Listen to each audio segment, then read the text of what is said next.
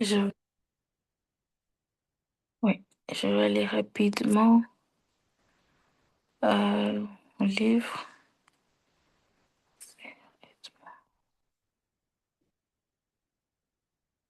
Alors, voilà. Hmm,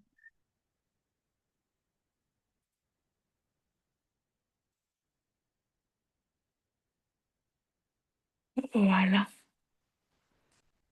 Alors, on a parlé de la louange et l'adoration et on avait dit qu'aujourd'hui on va parler des... C'était dans la prière, hein. On a Des actions de parlé... grâce et des remerciements. Voilà, merci. Alors, on va... Mhm.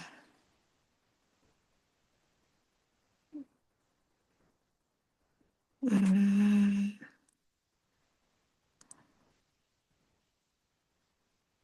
voilà. On a déjà passé ça. Voilà. B,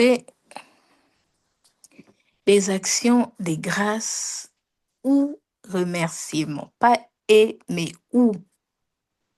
Ça veut dire que c'est la même chose. Les actions des grâces ou les remerciements. Les thanksgiving. Rendre grâce à Dieu, c'est le remercier pour tous ses bienfaits envers nous. Dieu nous offre la vie, le salut en Jésus-Christ. Il prend soin de nous. Il nous a pardonnés, sanctifiés, justifiés. La Bible nous exhorte donc à rendre grâce à Dieu en toutes choses. C'est dans 1 Thessaloniciens 5, 18. Rendez grâce en toutes choses, car c'est à votre égard la volonté de Dieu en Jésus-Christ. J'aime beaucoup quand Dieu insiste, quand Dieu veut parler de quelque chose, il, il- en fait, les versets que nous lisons dans toutes les versions, je dirais même comme ça, c'est toujours à l'impératif, si on remarque. C'est toujours à l'impératif. Ici, 1 Thessaloniciens 5, 18 nous dit aussi, rendez grâce. L'impératif, ça nous pas, on voit déjà une obligation, un ordre. C'est tout ce que je vous donne, rendez grâce à Dieu. J'aime une chanson de Pasteur Adams quand il dit que il n'y a pas de choses moindres ou des choses insignifiantes pour rendre grâce à Dieu. Où je dis, Seigneur, ah, ça c'est insignifiant, je ne peux pas te rendre grâce pour ça. Il dit même pour un pain. Moi, je vais ajouter même pour une goutte d'eau. Pourquoi je dis pour une... Excusez-moi. Pourquoi je dis pour une goutte d'eau? Parce que moi, je suis allée une fois dans une province, et pour ceux qui connaissent. En fait, c'est au centre de la RDC. Et je suis allée visiter une personne en prison. Ce que j'ai vu là-bas, il y a des gens qui meurent un mois après être entrés dans une prison. Juste parce ils n'ont pas eu d'accompagnement de suivi. Parce que là-bas, même ceux qui sont déjà à l'extérieur ont un problème d'eau. En prison, c'est encore pire. Une goutte d'eau.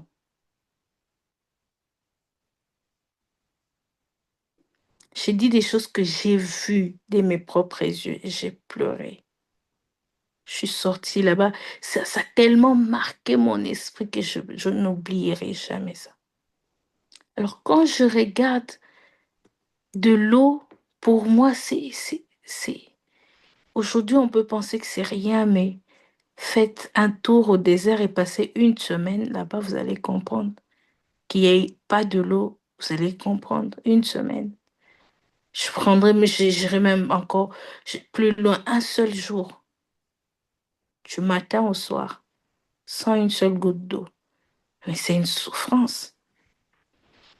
Ça veut dire qu'il n'y a pas de raison. Le fait de se tenir debout, de marcher, il y a toujours quelque chose. Il y a toujours de quoi dire merci à Dieu. Et Dieu, dans ces domaines, il m'a enseigné, à chaque fois que j'ai un problème qui me dérange, à chaque fois que j'ai une situation difficile ou qu'il y a quelque chose, s'il y a une petite inquiétude qui veut s'installer, Dieu me dit, avant de t'inquiéter, regarde d'abord ce que tu as. Avant de regarder ce que tu manques. Avant de regarder la situation, regarde d'abord ce que j'ai fait. Après, il ajoute, je t'ai dit, ne vous inquiétez de rien. Une fois de plus, à l'impératif, une obligation, un ordre. Ne vous inquiétez de rien. Il dit, j'ai encore dit, soyez toujours joyeux. Encore à l'impératif. Soyez. Et là, il ajoute même, il dit toujours, toujours, ça veut dire qu'il n'y a aucune circonstance qui va vous empêcher, qui va vous enlever la joie.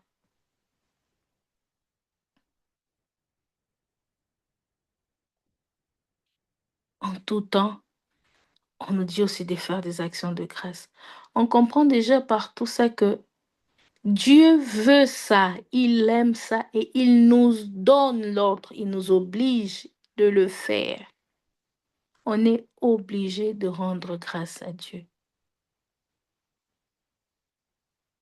C'est aussi comme, rappelez-vous qu'on parlait, qu'on disait hier, le lundi, le mercredi passé, pardon, on parlait de respect, de comment respecter Dieu. C'est parmi des choses, quand il donne un ordre, se faire ce qu'il demande. Je pense que c'est Shekinah qui avait donné ça aussi quand on parlait de respect. Faire ce qu'il demande, c'est aussi un signe de respect. C'est une preuve de respect. Alors, il nous dit de rendre grâce. Rendons grâce pour tout ce qui nous arrive. À chaque fois qu'on réalise, moi, il y a quelque chose qui m'est arrivé. C'était ma première fois. Il y a un mois environ. Ouais, environ un mois. On m'a enlevé deux dents. Les dernières là au-dessus, là. C'était la première fois que je réalise la grâce d'avoir les dents.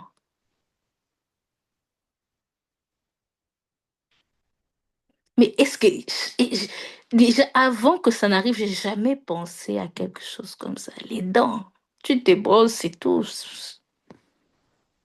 Tu peux même pas dire je rends grâce à Dieu pour les dents que j'ai. Ça te traverse même pas l'esprit. Mais quand ça commençait à saigner sans s'arrêter, il y avait tout le temps le sang dans ma bouche. J'étais salive. Il y a une bassine qui s'est remplie, je dirais presque plein, des sangs. Je ne sais pas comment ça s'était passé, mais même la bouillie, je n'arrivais pas à l'avaler. Alors je regardais la nourriture devant moi, que j'aime. Tu vois, les gens de choses que tu aimes vraiment manger. On met là, mais tu peux même pas mettre ça dans ta bouche. La bouillie, là, tu fais un effort, je mets deux, trois cuillères, j'arrête. Et je pense à comment j'aime manger ce qui est devant moi. Quand il y a une nourriture que j'aime, comment je mange avec joie, avec appétit. Je pensais à moi, j'ai eu pitié. J'ai dit, c'était mon message tout le temps pendant cette période. À chaque fois que je n'arrivais même pas à parler d'ailleurs. J'écrivais même un message, je disais, rendez grâce à Dieu comme vous mangez. Rendez grâce à Dieu. C'est pas seulement avoir la nourriture, parce que si on pense à ceux qui n'ont même pas cette nourriture-là, c'est encore une autre histoire. Mais tu l'as, avale seulement. Mets seulement, ouvre seulement bien la bouche et mets dedans, avale. Je suis allée dans des écoles où j'ai vu des enfants qui mangeaient par des sondes, qui ne se levaient pas. Et à chaque fois qu'on veut nourrir l'enfant, on ouvre, on enlève son polo, on ouvre un bouchon, on attache. Et il y a le lait qui coule et l'enfant est là. Tu regardes, tu as mal. Ah, Seigneur. Quand tu vois des gens qui n'arrivent pas à réfléchir normalement comme vous et moi. Tu réalises que le fait même de dire, de s'élever et dire bonjour et de savoir que là c'est la gauche, là c'est la droite, les chaussures que je porte, ça doit aller à gauche, ça doit aller à droite. Le fait de savoir que je peux aller me laver seule. Allez dans les hôpitaux, vous allez voir. Les filles, donc, je suis encore dans les basiques de notre vie quotidienne, de ce que nous faisons chaque jour. Le fait d'avoir une vraie conversation avec une personne du début à la fin. Juste, même si vous ne parlez que d'un film ou de quelque chose qui vient à peine de se passer. Même si le sujet est banal, mais il y a une cohérence du début à la fin. Je sais de quoi je parle. Moi, j'ai vu ça avec les propres membres de ma famille. Où tu regardes maintenant, tu commences à dire autre chose, la personne te répond autre chose. Tu sens que là, il faut aller voir un neurologue, un psychiatre ou tout ça. Psychologue, je sais pas. Quand tu réalises que on peut parler comme ça, on peut s'asseoir, entendre et comprendre. Il faut que les oreilles fonctionnent bien, les yeux fonctionnent, tout est parfait. Et des fois, c'est de la tête aux pieds, tout ton corps est en bonne santé. Pour certains. Pour d'autres, même si c'est petit, même si c'est le dos ou c'est quelque chose d'autre, mais regarde autour de toi, il y a quand même quelque chose que Dieu a fait. Et c'est en fonction de ça que tu commences à rendre grâce à Dieu pour toutes choses. C'est comme ça que la Bible nous dit de rendre grâce à Dieu pour toutes choses. Un Thessaloniciens que je viens de lire.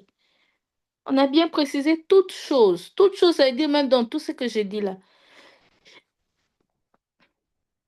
Et puis je m'excuse. Et des fois, Dieu permet que certaines choses arrivent pour réaliser la grâce qu'on avait quand on avait encore cette chose-là. Qu'un problème nous arrive pour qu'on réalise la grâce qu'on avait quand on n'avait pas encore ce problème-là. C'est quoi, des fois, il faut seulement pas dire que c'est un démon qui a attaqué, c'est quelque chose. Peut-être c'est seulement Dieu qui dit, tu n'as pas obéi, je t'ai dit de rendre grâce, mais tu ne l'as pas fait. Je vais maintenant te montrer l'importance de ce que tu penses que c'est une habitude là. Que je retire d'abord cette chose-là, comme ça tu vas voir l'importance. Alors quand il retire, tu réalises vraiment, puis quand il te redonne, tu as une autre façon de voir la même chose. Tu n'es plus comme avant, tu n'es plus dans cette ignorance-là.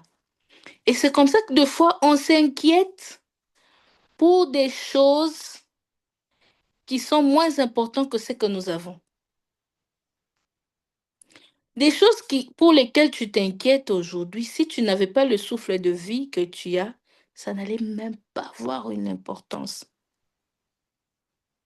Mais la personne qui t'a donné ce souffle de vie, qui est capable de donner tous les restes, il te dit de ne pas t'inquiéter, mais il te voit quand même t'inquiéter. Il se dit, mais regarde, regardez-moi cet enfant. Il ne sait pas que je suis Dieu. Il ne sait même pas que le souffle, le peu qu'il a là, je peux encore retirer ça. Je me suis. Maintenant, si je retire le peu là, comment il aura maintenant la chose pour laquelle il s'inquiète?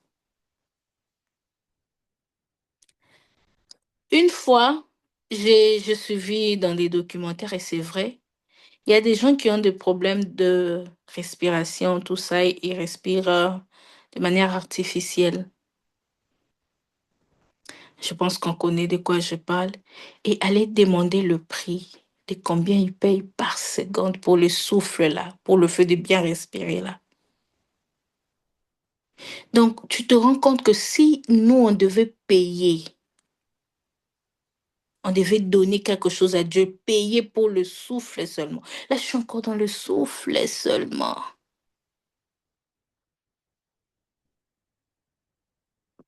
Si le prix là est par seconde, on peut même faire des recherches sur Internet, ChatGPT ou quoi, Google, vous allez trouver ce que je dis. L'artificiel là, c'est très cher. Maintenant, vous imaginez, depuis qu'on est venu au monde, depuis que notre cœur a commencé à battre dans le ventre de nos parents, de ma mère, de nos mamans, précisément, depuis que nos cœurs ont commencé à battre là, qu'aujourd'hui, à l'âge qu'on a, il y a eu combien de secondes, combien d'heures, combien de minutes qui sont passées. Et si on devait calculer en termes d'argent, combien on allait payer à Dieu, ne fût-ce que pour ça? Il nous a donné le souffle de vie. Rappelez-vous des prédications de papa quand il dit, de papa Marcelo, quand il parle de la mort de maman Blanche. Il dit, quand il regarde tout ce qu'elle a laissé, je te rends compte que ça servait à rien. Mais il y a des gens aujourd'hui qui s'inquiètent encore pour ces choses-là. Mais ils ne savent pas rendre grâce à Dieu pour ce qu'ils ont. Et quand Dieu nous donne un ordre comme ça, c'est pour dire que c'est important. Ce sont des choses que vous négligez. C'est pourquoi je dois conjuguer ça à l'impératif pour vous amener à bien ouvrir les yeux dessus, quoi. À bien attirer votre attention. Rendez grâce à Dieu pour tout, chaque jour. Seigneur, je te rends grâce pour ce que j'ai. Je te rends grâce pour cette nourriture. Je te rends grâce pour ce. Je te rends grâce parce que je suis sortie, je suis bien rentrée. Je te rends grâce pour ma famille. Il y a tellement de sujets que. Voilà. Il y a certains qui rendent grâce parce qu'ils ont eu 1 euro. On leur a donné 1 euro. 1 euro là, c'est d'ailleurs beaucoup dans certains endroits, hein, parce qu'on est en Europe, hein. C'est pourquoi on trouve que 1 euro, c'est rien. Il y a des endroits où 1 euro, là, c'est. J'ai envie de dire des choses, mais c'est tellement. Aïe, que Dieu nous fasse grâce. Que Dieu me donne la force de bien le dire. Alors, une fois, je suis allée dans. Je suis toujours à Kinshasa, je suis allée dans un quartier. Je sais même pas comment je suis arrivée là, ça fait un peu longtemps, je me rappelle plus. Et j'ai vu, ça fait deux histoires qui me viennent à l'esprit, mais la première, je voulais parler d'une personne qui avait son commerce. J'ai dit bien commerce, donc un business, devant la porte de sa maison. Alors, c'était quoi? C'était les épices. Donc, comme on appelle l'épice au Congo, c'est qu'il y a l'oignon, il y a la tomate, des choses avec, les choses qu'on peut faire avec une sauce. Alors, elle vendait ça, en fait. Il y avait une bouteille d'huile de palme. Alors, quand j'arrive, je regarde la table. Elle était d'abord petite. Mais je regarde ce qui était étalé avec les prix. Je me disais, mais c'est qu'elle, cette personne vend. Moi, je prépare ça pour une personne dans ma casserole. Et ça va même pas suffire pour toute la maison. Mais pour elle, c'est un fonds de commerce.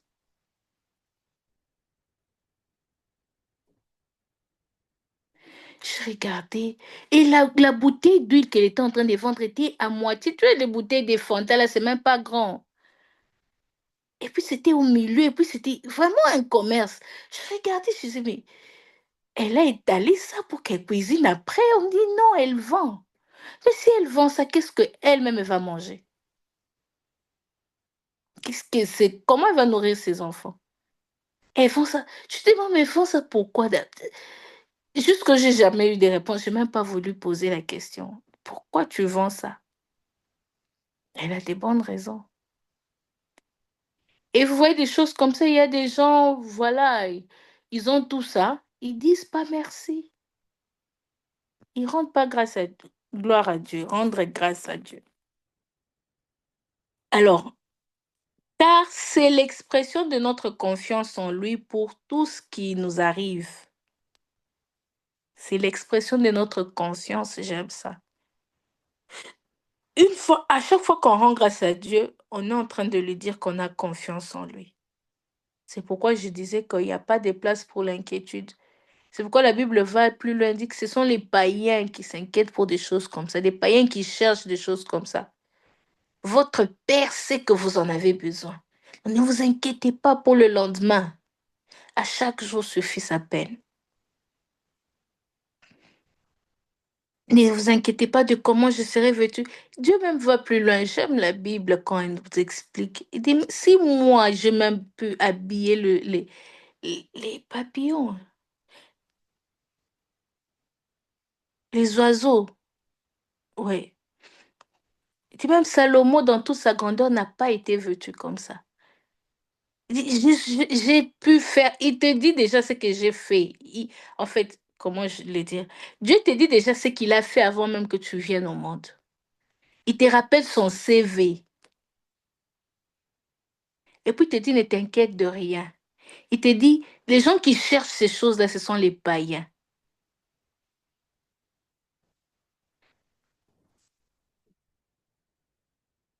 les insensés. Dans d'autres passages où on parle aussi des insensés. Mais ce qu'il attend de nous, c'est juste rendre grâce et faire confiance. Et le fait de rendre grâce, c'est une façon de montrer qu'on a confiance en lui. Romains 8, 28 nous dit, nous savons du reste que toutes ces choses concourent au bien de ceux qui aiment Dieu, de ceux qui sont appelés selon son dessein. Aussi, il nous faut donc remercier Dieu pour tout ce qu'il a fait, qu'il est en train et qu'il fera encore pour nous. Donc tout ce qu'il a déjà fait, tout ce qu'il est en train de faire et tout ce qu'il fera. J'aime beaucoup quand on précise ces trois temps. Le passé, le présent, le futur. Je ne rends pas grâce seulement pour le passé ou seulement pour le présent ou seulement pour le futur. Je rends grâce à Dieu pour tous les trois. Seigneur, merci parce que tu m'as donné la nourriture. Merci parce que j'ai bien mangé. Merci parce que je vais encore manger. Merci parce que je suis déjà en train de manger. Merci parce que je vais manger encore. C'est dire, il y a des choses, même quand on nous parle de la foi qui est une ferme assurance des choses qu'on espère, ça veut dire déjà que tu n'as pas encore vu, mais tu sais déjà que ça va venir et tu dis déjà merci pour ça. Et ces gens de remerciements, ces gens de prières, ces gens d'actions de grâce n'y ratent jamais. Tu t'imagines, tu viens, tu dis si tu es parent ou si tu es enfant, ça dépend de ta position, ton enfant te dit merci pour quelque chose que tu ne lui as pas encore donné. Des fois, on rit seulement. Yo, vraiment, zo kaka. Ah, toi, vraiment, prends seulement. Parce qu'elle vient déjà avec un sourire, avec la joie, elle est déjà contente. Et j'ai pris, et merci maman pour cette robe. Tu l'as même pas encore donnée. Est-ce que tu sauras vraiment résister? Donc, merci. Rendre aussi grâce à Dieu, même pour des choses qu'on n'a pas encore vues, c'est aussi très important. Alors, il y a aussi la confession. Donc, après les actions de grâce, on passe à la confession. On passe à la confession. Yeah. Là, on est toujours dans les sortes de prières, hein, prières de confession. Elle consiste à avouer ses péchés, être d'accord avec Dieu que nous avons fait le mal, le regretter et demander pardon avec la ferme résolution de ne plus les recommencer. 1 Jean 1, 9. Donc, c'est toujours dans le cadre de la prière. Je ne veux pas traîner là-dessus parce qu'on a déjà parlé de ce qu'est la confession. Mais ici, on nous montre qu'on la met aussi dans la catégorie des sortes de prières parce que c'est Dieu qui nous pardonne, parce qu'on s'adresse à lui, parce que c'est lui qui est à la base, en fait, pas du péché qui est commis, mais du pardon que nous devons ou que nous allons recevoir. Alors, c'est dans cette conversation avec lui, dans cette manière de parler avec lui, qu'on sait reconnaître, on vient, on demande pardon. C'est aussi des prières que nous devons faire. Il est fidèle et juste pour nous les pardonner et nous purifier de toute iniquité. Donc, si nous confessons nos péchés. C'était 1 Jean 1, 9. Alors, il y a aussi Proverbe 28, 13. Celui qui cache ses transgressions ne prospère point, mais celui qui les avoue et les délaisse obtient miséricorde. Avouer à Dieu, c'est ça même la prière. Seigneur, j'ai péché contre toi, j'ai fait telle chose. Rappelez-vous, on disait qu'il faut citer nommément.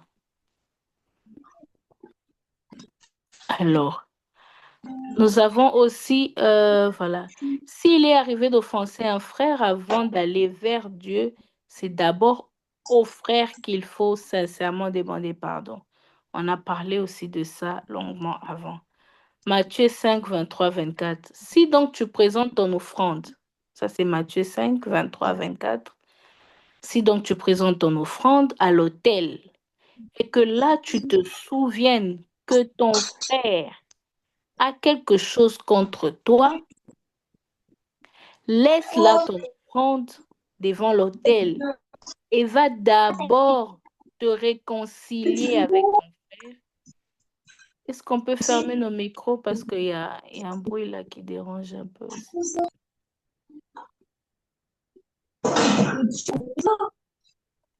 Il y a quelqu'un qui a oublié de fermer son micro. Maman Pamela, Oui, le micro, s'il vous plaît, ça dérange un peu. je suis avec les enfants, j'avais oublié. Pas de problème, maman. Si tu peux juste fermer ton micro, comme ça. Et on... Yeah, c'est bon. Merci.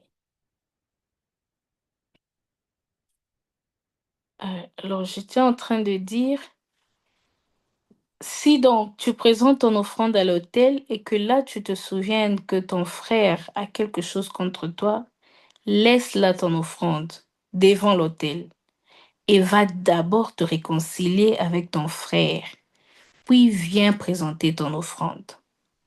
C'est Matthieu 5, 23 à 24. Voilà, ça déjà on comprend que la confession, on a parlé de tout ça, c'est pourquoi je passe rapidement.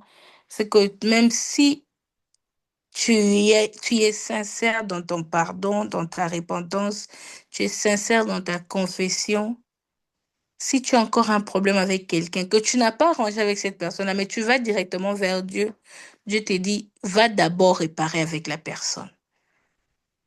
Ensuite, viens prier. Il en est de même pour une offense commise contre une assemblée.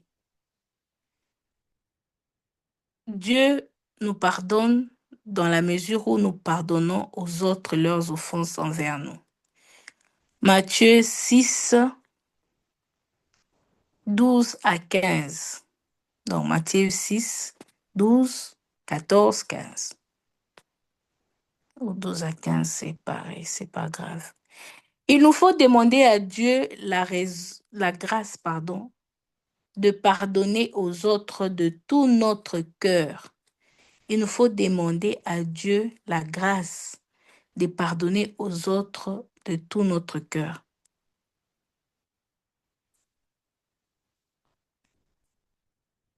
La demande ou la pétition, là c'est une autre forme de prière, une autre sorte de prière. On a la demande ou la pétition. C'est présenter des requêtes à Dieu pour ses propres besoins. À l'inverse de l'intercession qui est demandée, mais pour les autres, en faveur des autres. Donc, on est encore dans la demande ou la pétition. Approchons-nous donc avec assurance du trône de la grâce, afin d'obtenir miséricorde et de trouver grâce pour être secourus dans nos besoins. Hébreux 4, 16 et puis Philippiens 4, 6 à 7.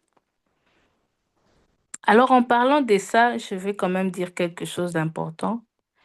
Je donne mon témoignage, mais en même temps, je pense aussi à un pasteur qui m'a dit la même chose. Le pasteur d'abord m'a dit, c'était mon responsable des partenaires spirituels à l'époque, à l'IMT. Donc, dans l'intercession, c'était un département d'intercession qui priait que pour le pasteur. Alors, le responsable disait, il faut atteindre une dimension où tu ne pries plus pour toi, mais tu fais que prier pour les autres. Alors, il m'a donné son témoignage où, quand il a commencé à faire ça, il a senti que Dieu a commencé à lui donner encore plus que même quand il priait pour lui-même. Maintenant, l'équilibre, si je donne aussi mon exemple. Moi, je me rappelle à un moment, je priais et Dieu me disait de changer ma façon de prier. Il me disait de ne plus demander à lui, hein, quand je priais. À un certain moment, Dieu m'enseignait ça. Il me disait de ne plus demander, mais il me disait de rendre grâce. Ça veut dire si je dis, Seigneur, donne-moi une maison. Au lieu de dire ça, je dis, Seigneur, merci pour la maison que tu as prévu de me donner. Parce qu'à un certain moment, il y a un passage aussi qui nous dit que nos désirs, quand tu es tellement dans l'intimité avec Dieu, quand tu montes, même tes désirs seulement, Dieu te donne. Fais de l'Éternel tes délices et il te donnera ce que ton cœur désire. Il n'a pas dit quand tu vas demander, il va te donner. Quoique il y a aussi des passages qui disent ça, des versets bibliques qui disent ça, comme ce que je viens de lire. Il y a des endroits où Dieu te dit, demande, je vais donner. Mais il y a d'autres dimensions où il te dit plus de demander. Il te dit de demander pour les autres, mais pour toi, dis seulement merci. Parce que tu fais d'abord de lui tes délices. Tu le mets, délices, ça veut dire tu le mets au centre de tout. Tu le mets en premier. Tu le mets partout. Partout, c'est Dieu. Tu te tournes, c'est Dieu. Tu fermes les yeux, c'est Dieu. Tu ouvres, c'est Dieu. Partout, tu es, c'est Dieu. Tout ce que tu fais, tout de toi, c'est Dieu. C'est sa volonté. Donc, tu ne sais plus séparer tes propres volontés et les volontés de Dieu. Parce que tout ce que tu veux, c'est Dieu d'abord. C'est Dieu toujours et c'est Dieu en tout et pour tout. Alors, quand tu atteins une dimension comme ça, il regarde, il dit, ben, qu'est-ce que je vais encore lui donner? Parce que tout ce que, déjà, je me vois déjà dans tout ce qu'elle fait, dans tout ce qu'il fait, je suis là, dans tous ses projets, dans ses projets, d'abord, il me demande mon avis, dans ses projets doivent être mes projets que j'ai pour lui, pour elle. Parce qu'il dit clairement qu'il a déjà des projets pour nous. Mais si toi, tu es déjà entré dans ces projets, tu as déjà fait que tes pensées s'accordent avec ces projets qu'il a pour toi. Ta façon de réfléchir, ta façon de penser, ta façon de faire s'accorde avec les projets qu'il a pour toi. Et vous êtes d'accord avec moi que les projets que Dieu a pour toi est plus meilleur que la requête que toi tu peux avoir, que la demande que toi tu peux avoir à faire. Parce que lui, il nous connaît mieux que nous-mêmes. Il nous connaît tellement bien. Il connaît pourquoi il nous a créés, pourquoi il nous a mis sur cette terre. En même temps, il est le maître des temps et des circonstances. Donc, il connaît à quel moment et comment, dans quelles circonstances il faut qu'il fasse quelque chose pour que cela tourne à notre profit. Il maîtrise tout. Mais quand tu entres déjà dans son projet, quand tu entres déjà dans ce projet-là, dans son plan, tu es déjà monté, tu es allé même au-dessus de la requête, de demander quelque chose pour toi. Et quand tu montes comme ça, ce n'est plus ces versets qui s'accordent à toi, c'est maintenant les versets de fais l'Éternel tes délices. Il te donnera ce que ton cœur désire, sans que tu te demandes. Il donne. Et des gens comme ça, tu vas voir que les choses sont tellement faciles dans leur vie. Ça arrive dans la facilité, dans la simplicité. Ils ne forcent rien. Mais on ne dit pas que quand on demande, on a mal fait. Parce que la Bible nous dit encore dans Matthieu 7, 7, que beaucoup de gens connaissent, demandez, on vous donnera, ainsi de suite, frappez, on vous ouvrira, tout ça. Alors, en fonction de ça, la chose à faire, c'est chercher à comprendre tu es où. Je dis ça pour équilibrer. La demande est très bien, c'est aussi une forme de prière. Mais rappelez-vous, l'autre fois, je disais, si tu es avec quelqu'un, tu fais que demander, demander, demander, demander, demander, tu ne l'écoutes même plus. Là, c'est un problème. Mais si tu l'écoutes, tu l'écoutes, tu l'écoutes, tu l'écoutes, même quand tu demandes pas, tu trouves déjà des réponses à tes requêtes dans ce qu'il t'a dit. Tu voulais demander comment on ouvre la porte, mais tellement il t'est parlé, il t'avait déjà donné la réponse sur comment ouvrir cette porte-là.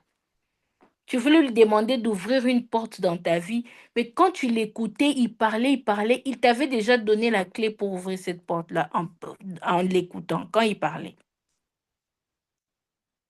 Du coup, tu n'as plus besoin de demander parce que tu l'as déjà écouté, il avait déjà dit ça. Mais pour une personne qui n'avait pas écouté, elle peut demander, c'est pas un problème. Je ne sais pas si on comprend un peu l'équilibre qu'il y a entre les deux. Je ne dis pas que l'un est mauvais ou l'un est péché, l'autre c'est ce qui est bien, mais c'est qu'est-ce que tu es en train de vivre avec Dieu en ce moment-là. Parce que deux fois demander devient ennuyant,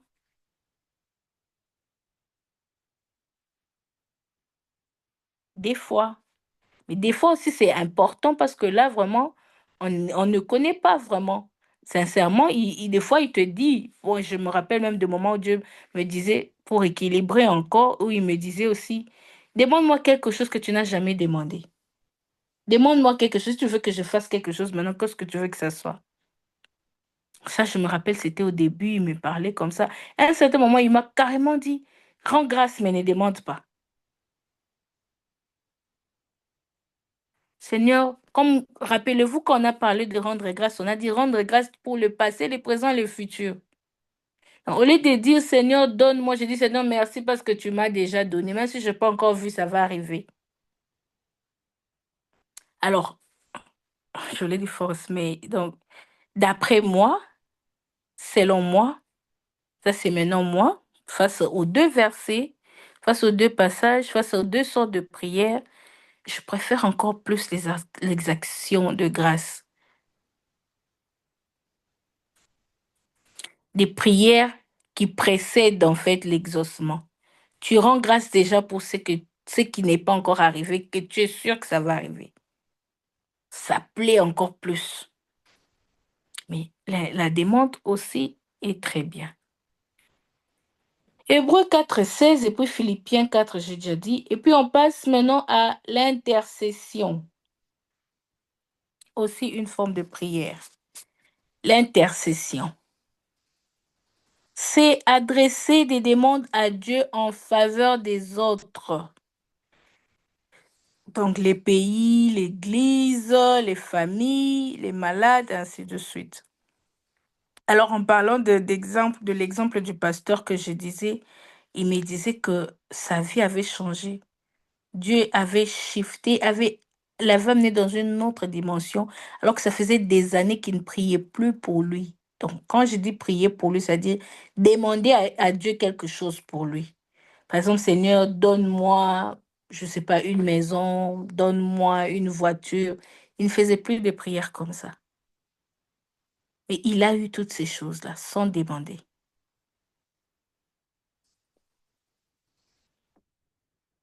L'intercession, c'est, comme je viens de dire, c'est quand tu commences à demander à Dieu des choses en faveur des autres. Quand tu commences à, à, à prier pour les autres, c'est aussi une très grande dimension d'amour, de spiritualité aussi. Parce que c'est facile. Tu imagines, tu vas rencontrer un chef d'État, tu vas rencontrer un roi, un président de la République, je ne sais pas. Tu le vois et puis tu ne fais que parler des autres. Donne ça à ma sœur, donne ça à mon frère, donne ça à l'église, donne ça. Mais tu parles pas de toi du début à la fin. Et puis tu te lèves. Il va te regarder et dire, mais qui est cette personne-là? Les gens qui viennent dans ma présence, les gens qui viennent me voir, apportent toujours des doléances, apportent toujours des choses qui les concernent. Mais celui-ci est venu, n'a pas parlé de lui. Vous marquez directement son esprit. Comment tu peux arriver où tu commences seulement à parler des autres? Je comprends déjà que c'est une autre dimension. La dimension où on s'oublie soi-même pour les autres. Et c'est ce que Dieu aime.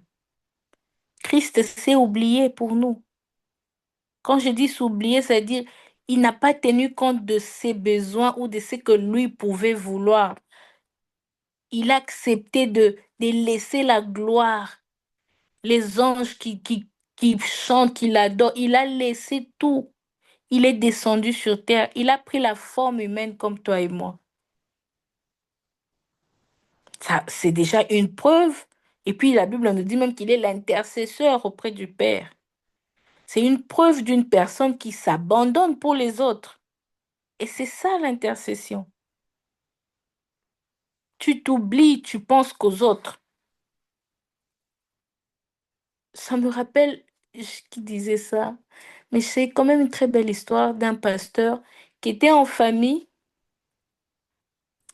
avec son épouse, évidemment, et puis ses enfants.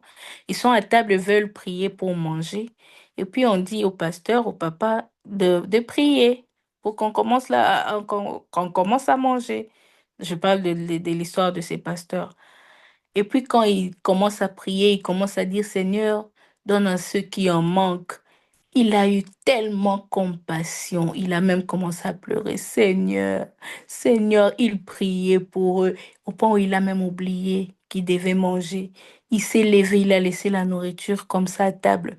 Il est parti s'enfermer dans la chambre en train de prier. Seigneur, il a continué à intercéder, intercéder. Et puis eux, ils sont restés là, ils ont continué à manger sans lui. Il a seulement cité, il avait tellement compassion. Il était déjà dans une autre dimension. Je s'imaginais à table en famille, on te dit seulement prie. Tu vas dire Seigneur, merci pour cette nourriture, donne ce qui en manque. Au nom de Jésus-Christ, Amen. Non, lui, il commence comme ça, il commence à penser, il commence à voir. Donc, il s'est fait à l'image, il s'est fait, il a vu toutes ces personnes qui souffrent. Ça l'a tellement touché. Alors, en parlant d'intercession, il y a quelque chose d'important que je veux souligner quand je parle de ça. Tu ne peux pas intercéder pour une personne sans compatir, sans avoir compassion.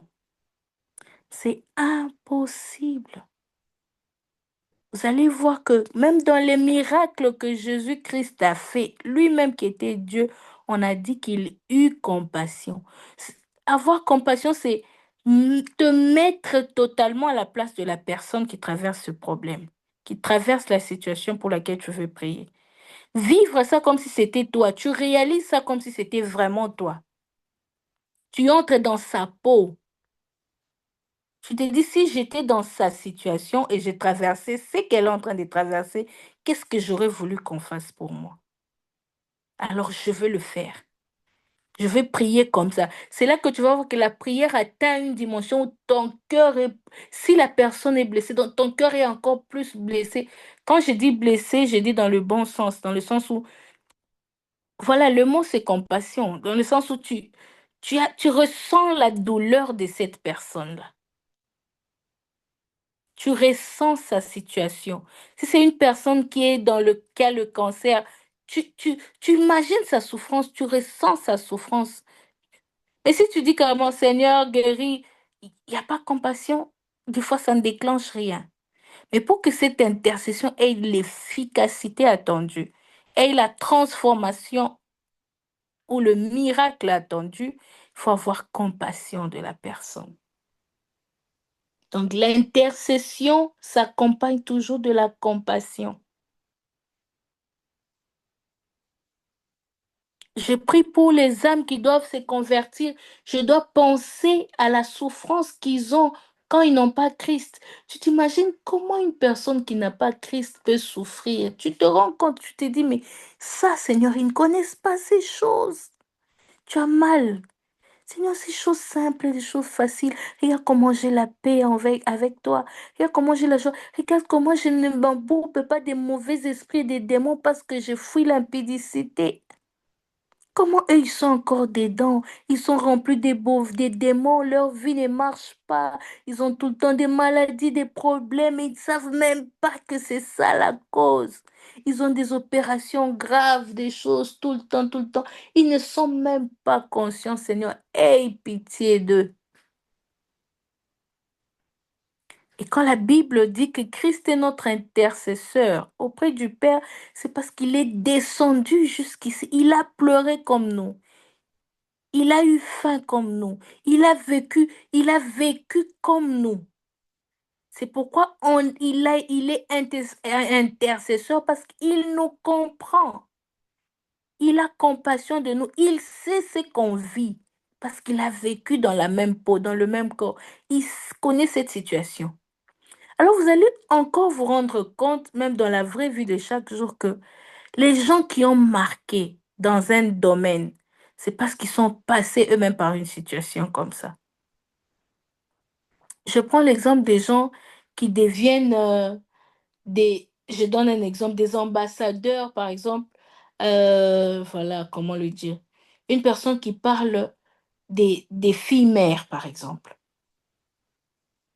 qui vient, qui encourage, qui donne, qui conseille, qui fait tout, qui se met à fond, parce qu'elle est pas elle-même passée par là.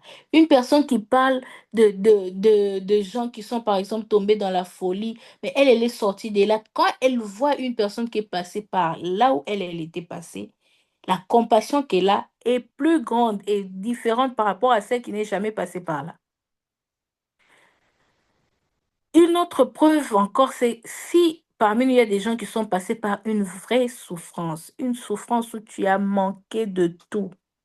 Surtout pour certaines femmes, tu n'as même pas eu quelque chose même pour te changer pendant certaines périodes des femmes.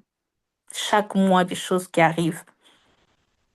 Alors, tu ne sais même pas comment te changer parce que tu n'as rien. Tu prends des morceaux d'épargne, tu vis tellement une situation dure.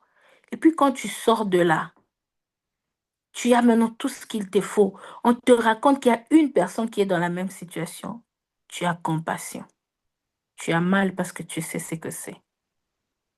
Aujourd'hui, je parle des prisonniers, tout ça. Je dis avec douleur parce que j'ai vu de mes propres yeux, j'étais là. J'essaie de comprendre leur souffrance. Et quand tu entres dans ces dimensions-là, ton intercession est efficace. Tu vois les résultats. Tu le vois vraiment. Alors c'est comme ça que Dieu attend de nous. C'est ce que Dieu attend de nous quand il nous demande d'intercéder, quand il nous dit de faire des prières d'intercession. C'est cette attitude que nous devons avoir. C'est pour amener quelqu'un ici à ne plus jamais prier pour les gens de la même, comme avant.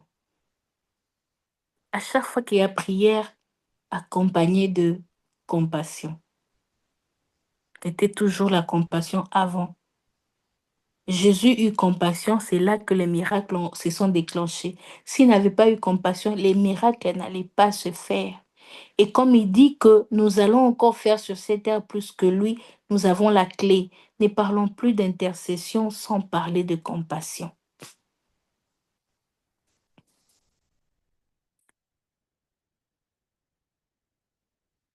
Matthieu 17, 14 à 15 nous dit, lorsqu'ils furent arrivés près de la foule, un homme vint se jeter à genoux devant Jésus et dit, Seigneur, aie pitié de mon fils qui est lunatique et qui souffre cruellement. Il tombe souvent dans le feu et souvent dans l'eau.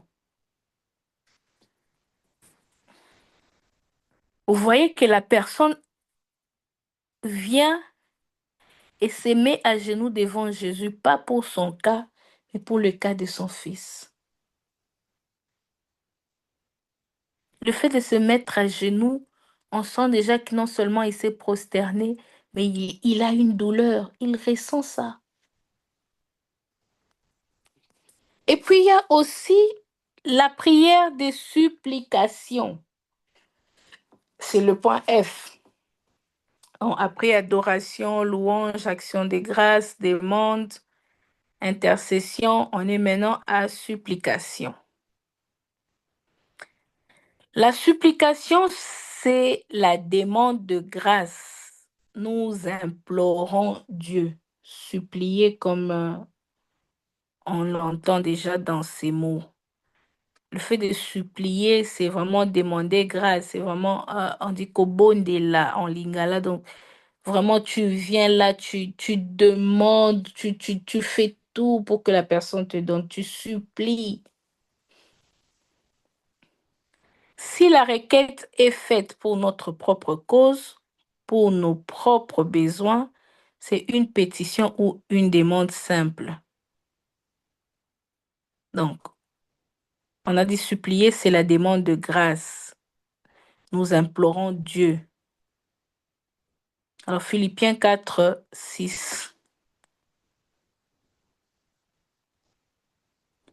Si la requête est faite en faveur des autres, c'est l'intercession. La Bible nous recommande de prier pour tous les hommes. Alors, vous comprenez qu'il y a une petite, encore très légère même, différence entre la supplication, l'intercession et la demande. Dans la supplication, on trouve et la demande et l'intercession. Donc, la demande, c'est demander pour soi, l'intercession, c'est demander pour une autre personne.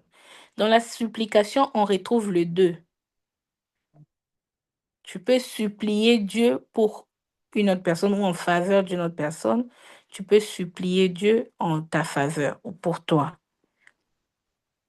Mais dans la supplication, c'est que tu vas vraiment en profondeur, tu insistes, tu restes là, tu demandes de tout ton cœur, tu te mets à genoux, tu pleures. En fait, tu fais tout. Et Dieu exauce. Exauce. On est dans 1 Timothée 2, 1 à 4,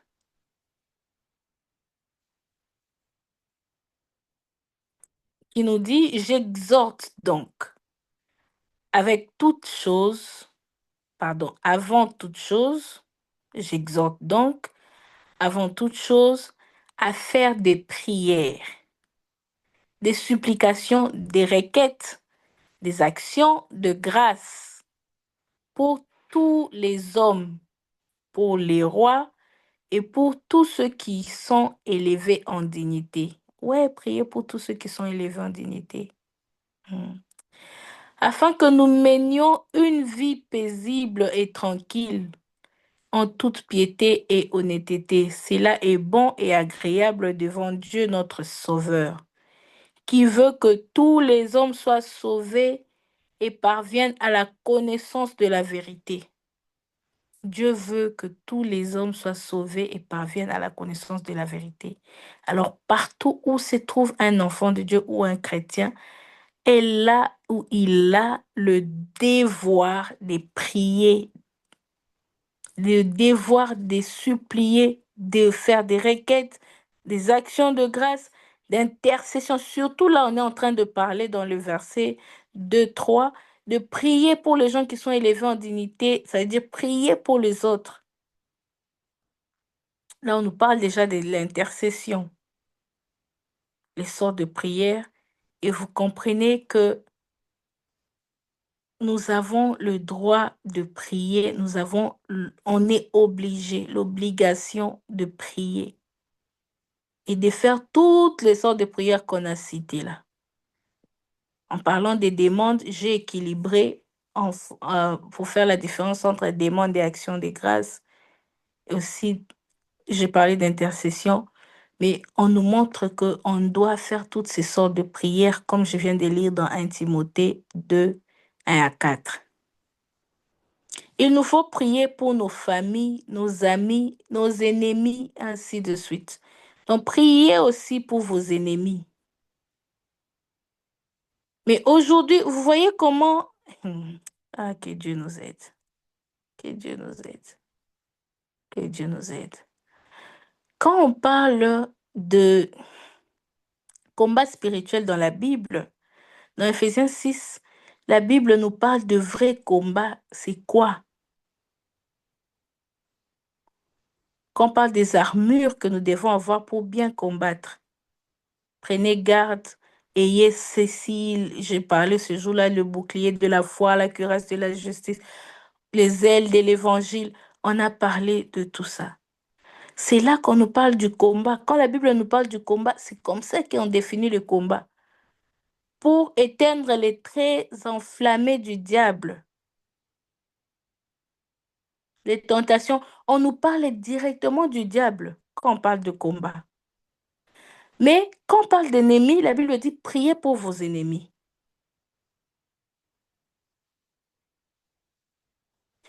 Mais nous sommes entrés dans certains évangiles, si je dois appeler ça comme ça, où il y a certaines doctrines, certaines personnes qui disent d'envoyer les feux.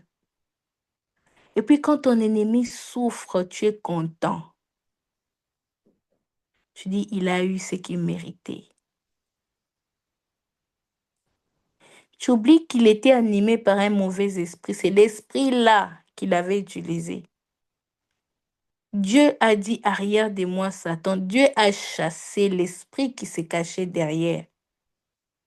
Christ a chassé l'esprit qui s'est caché derrière. Mais il n'a pas voulu la mort. En tout cas,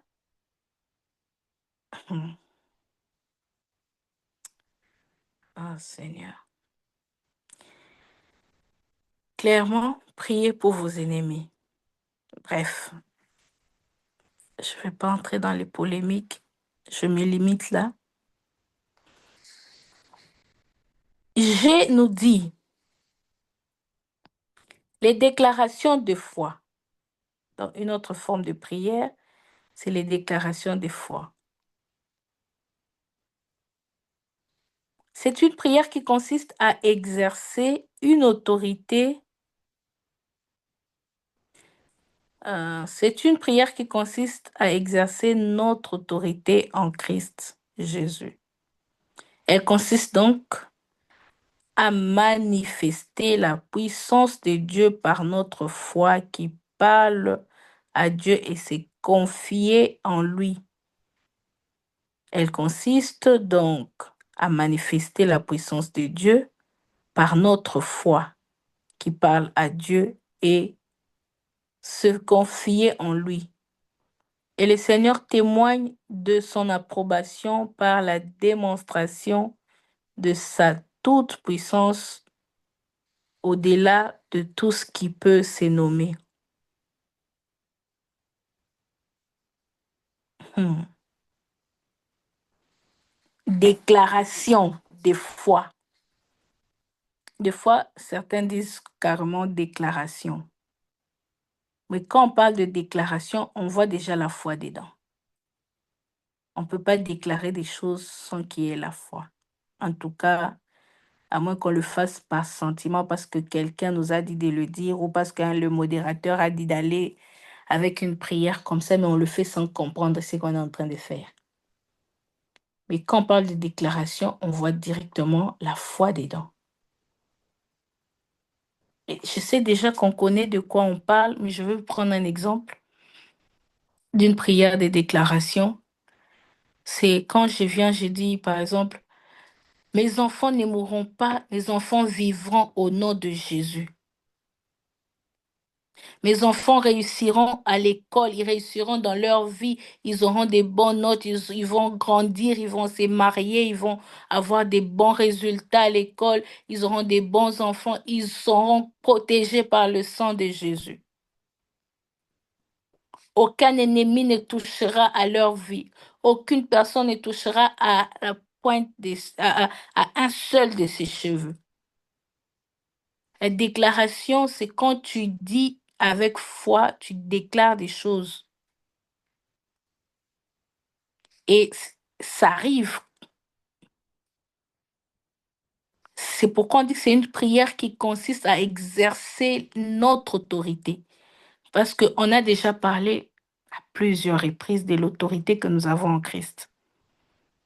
Alors la déclaration, c'est quand maintenant on commence à exercer cette autorité-là. On va faire des prières de déclaration, on se lève, on dit l'ennemi ne touchera pas, cette porte est fermée, ma maison est couverte par le sang, ma maison est entourée il y a le sang de Christ au poteau, les linteaux de ma maison, l'ange de la mort ne passera pas chez moi. Ma maison, dans ma maison, aucun esprit maléfique ne peut entrer et exercer.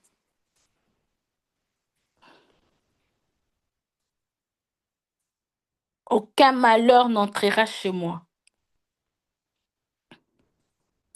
Je déclare sur moi, je déclare sur mes enfants, je déclare sur mon travail, je déclare sur tout ce qui m'entoure. Et c'est aussi des prières importantes que nous devons faire en exerçant notre autorité.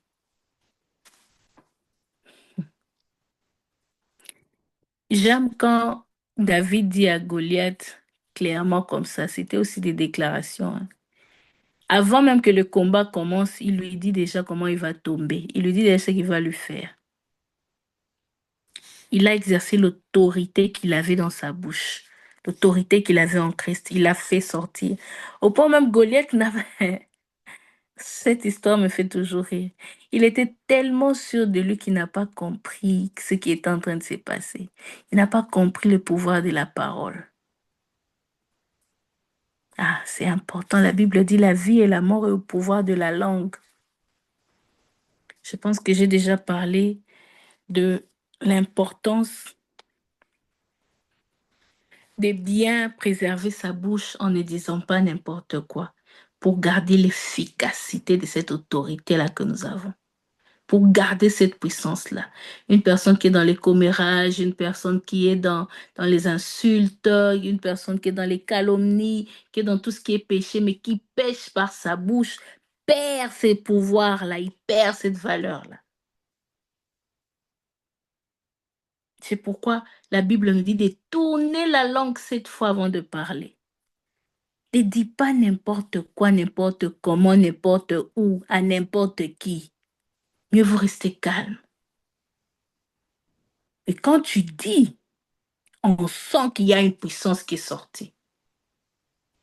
Il y a des gens, hein, tout ce qu'ils disent, même en blaguant, se réalise. Même en blaguant.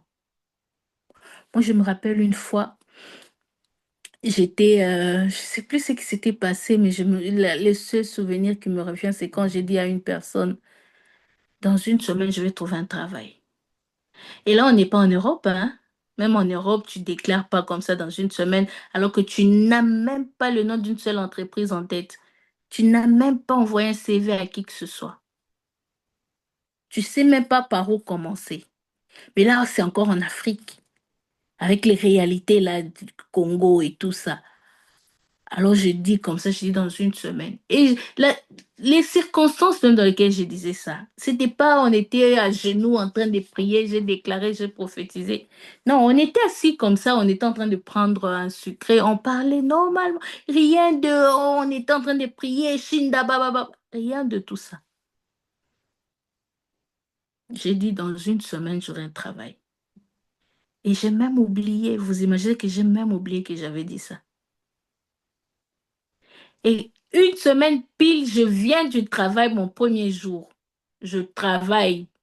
Je rentre à la maison, je dis à la personne, ah, je viens du travail. Il calcule. Il dit, mais c'était seulement une semaine.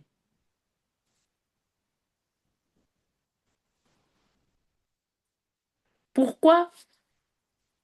À cause de ce, ou grâce à tout ce que je viens de dire. Plus tu gardes ta bouche, tu dis pas n'importe quoi.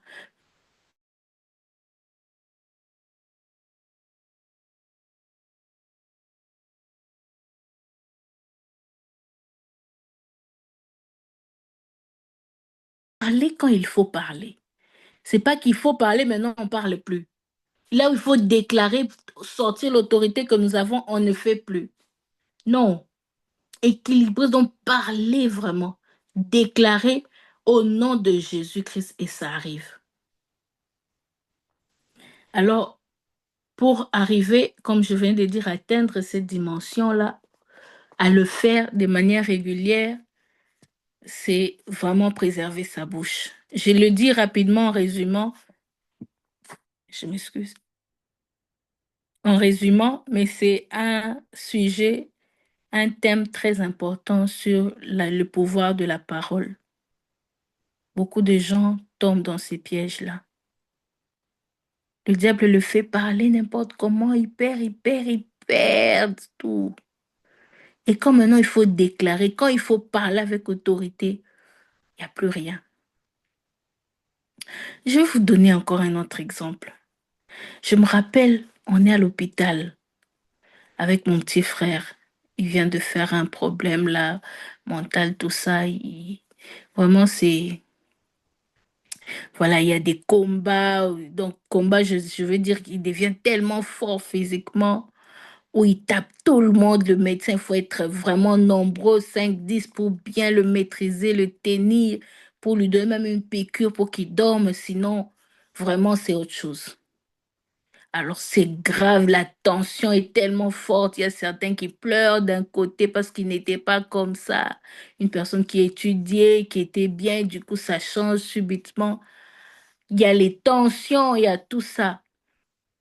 Alors j'arrive. Quand moi j'entre, c'est calme. Il dit, laissez-moi, je vais sortir. Alors qu'il est à l'hôpital, le médecin dit qu'il ne peut pas sortir. Il dit, je sors, personne ne va m'arrêter. Quand maman essaye de le toucher, il gifle. Il donne des coups n'importe comment, n'importe qui. Il ne sait même plus qui est qui. Il reconnaît personne. Lui, c'est sortir. Et quand, si vous le laissez sortir, il part, vous le cherchez, vous ne le trouvez plus. Ça devient autre chose. Alors, il ne faut pas qu'il sorte à tout prix. Il faut qu'il prenne ses médicaments ou des seringues jusqu'à ce qu'il va se rétablir. Alors, j'entre. Il est plus élancé que moi, grand. J'entre dans la salle, dans la chambre à l'hôpital. Il veut sortir. Je lui dis, tu ne sors pas, assis-toi, va t'asseoir. Alors que tous les médecins, tout le monde, ma mère, tout le monde a fait ça. Il n'a écouté personne. Je dis, va t'asseoir. Il me regarde. Et puis, moi, je le regarde comme ça, lui me regarde comme ça. Donc, il est vraiment élancé. Alors, je dis, va t'asseoir. Il s'arrête d'abord, puis il me demande, toi, tu es qui? Dieu me dit, dis-lui, je suis un enfant de Dieu. Je lui dis, je suis un enfant de Dieu. Je ne lui dis pas, je suis ta grande sœur. Je dis, je suis un enfant de Dieu. Je t'ordonne d'aller t'asseoir. Je ne l'ai pas touché, je n'ai pas mis ma force physique. Il fait un peu, hein, il vibre un peu là de force. C'est comme s'il y a un combat en fait. Il veut oser, mais il y a quelque chose qui le retient. Il n'a pas la force de faire tout ce qu'il faisait avec les autres. Il fait ça, il se calme. Tu sens cette force-là qui était un peu exagérée, là, une force-là qu'on ne sait pas d'où ça vient. Ça part, il se calme, sans médicaments, sans piqûre, sans rien. Il se calme, il s'assoit. Après, il dit, c'est toi, Yaya Gracia? Je dis oui, parce que bon, on s'appelle Yaya comme ça. Je dis oui. Après, il dit, tu peux lire pour moi la Bible, s'il te plaît.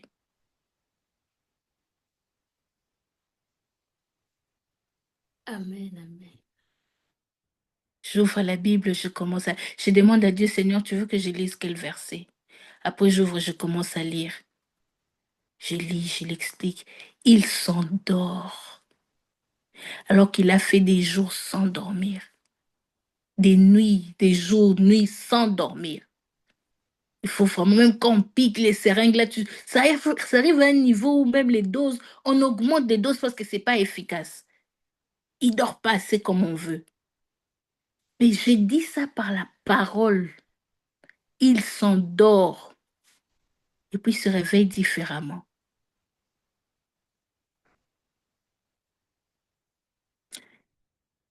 Amen. C'est pour dire que ce que je raconte, je ne le dis pas pour, voilà, par orgueil, par fierté, non. C'est juste pour montrer que ce qu'on lit dans la Bible, c'est vrai. On peut le vivre et on le vit chaque jour. Des fois, on ne se rend même pas compte qu'on a déjà fait ça. Des fois, on est conscient, on le sait, comme je viens de le dire. Des fois, on le sait. Des fois aussi, on ne sait pas. Des fois, il y a des choses qui nous arrivent où on ne s'est même pas rendu compte.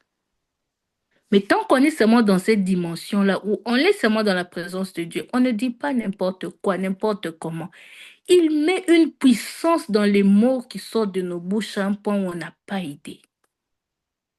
C'est pourquoi vous allez voir Jésus, jamais un pasteur qui dit, je n'ai pas vu un endroit où Jésus a chassé les démons en criant, en répétant plusieurs fois la même phrase. Je t'ordonne, sors, sors, sors, au nom de... Ils viennent déjà, eux-mêmes, ils sont agités. Il dit, qu'est-ce qu'il y a entre toi et nos fils de l'homme? Notre temps n'est pas encore arrivé. Eux-mêmes, ils veulent, ils disent, eux-mêmes, ils ont peur. Les gens, ils ont peur eux-mêmes quand ils voient seulement sa présence. Et quand il dit seulement sors, quand il dit Lazare sort, il rend d'abord grâce à Dieu. Ça, j'aime. Il regarde d'abord en haut. Il dit, c'est toi qui es le maître de tout, je te rends grâce. Mais quand il regarde maintenant en face de la situation, quand il a déjà rendu grâce à Dieu, quand il regarde en face de la situation, un mot, une phrase, quelle puissance qui sort de cette bouche pour déclarer, pour faire des choses. C'est ça le niveau de déclaration qu'on est en train de parler. Qu'on doit tous aspirer parce que c'est important. C'est face à l'ennemi que des choses comme ça, hein, ils regardent, ils disent non, il est. On connaît Jésus, on connaît Paul.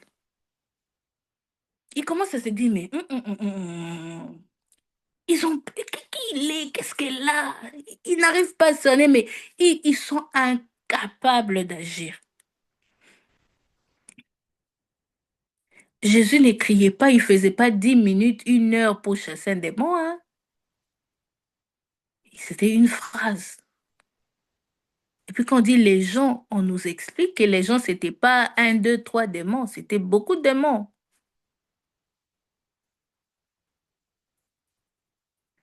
Il a ressuscité les morts.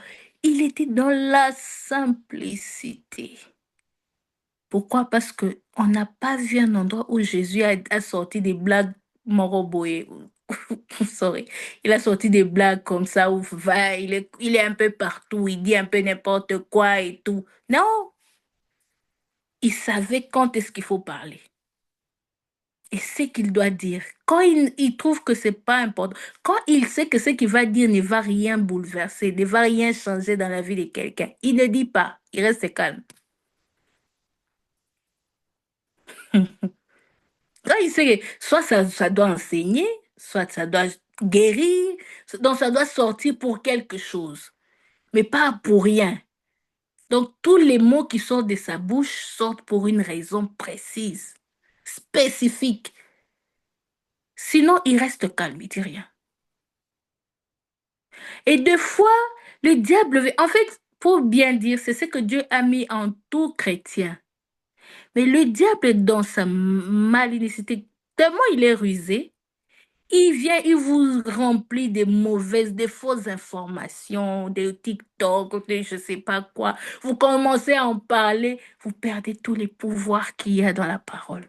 Et même quand il faut exercer ce pouvoir-là, c'était déjà parti dans autre chose. C'est pourquoi Jésus ne parlait pas beaucoup. Il parlait que quand il fallait parler. Il n'était pas timide, mais il parlait pas n'importe comment.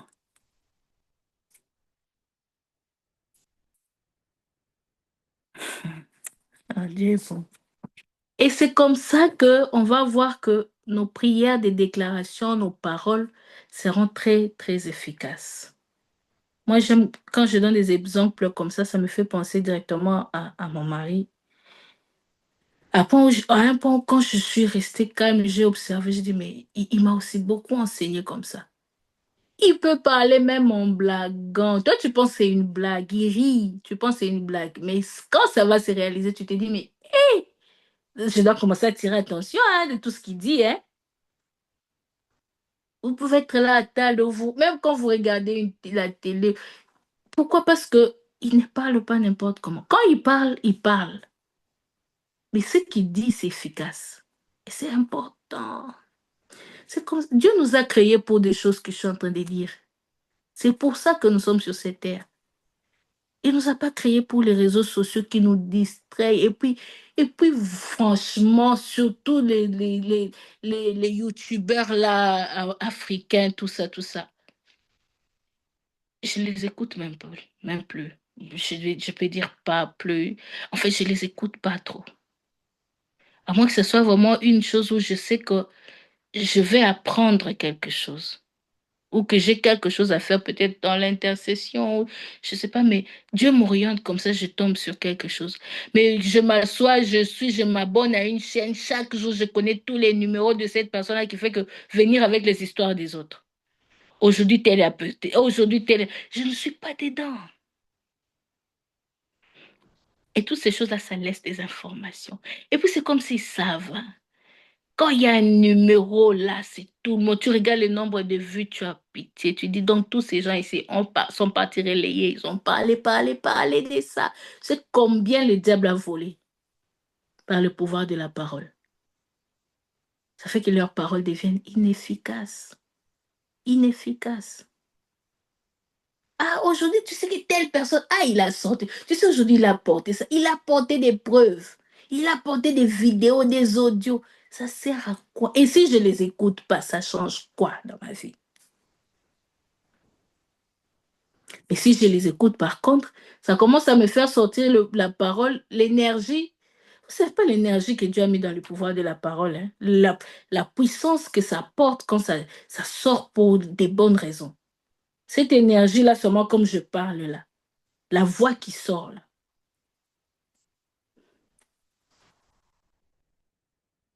Que Dieu nous fasse grâce.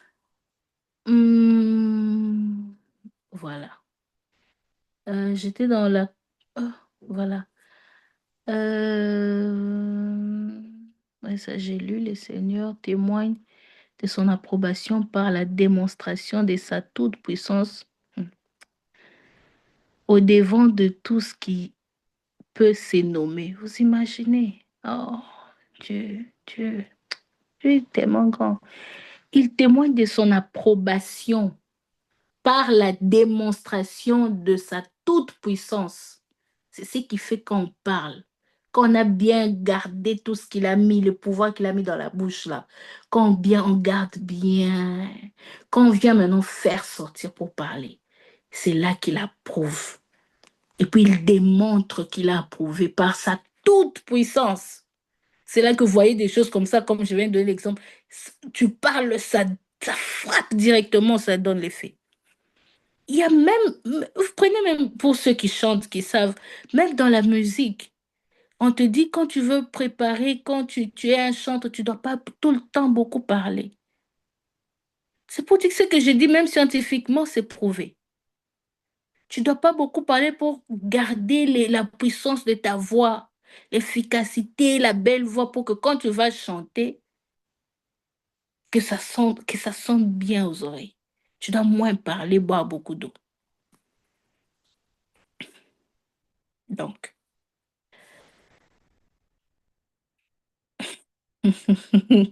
ta soif, grâce. Boire beaucoup d'eau.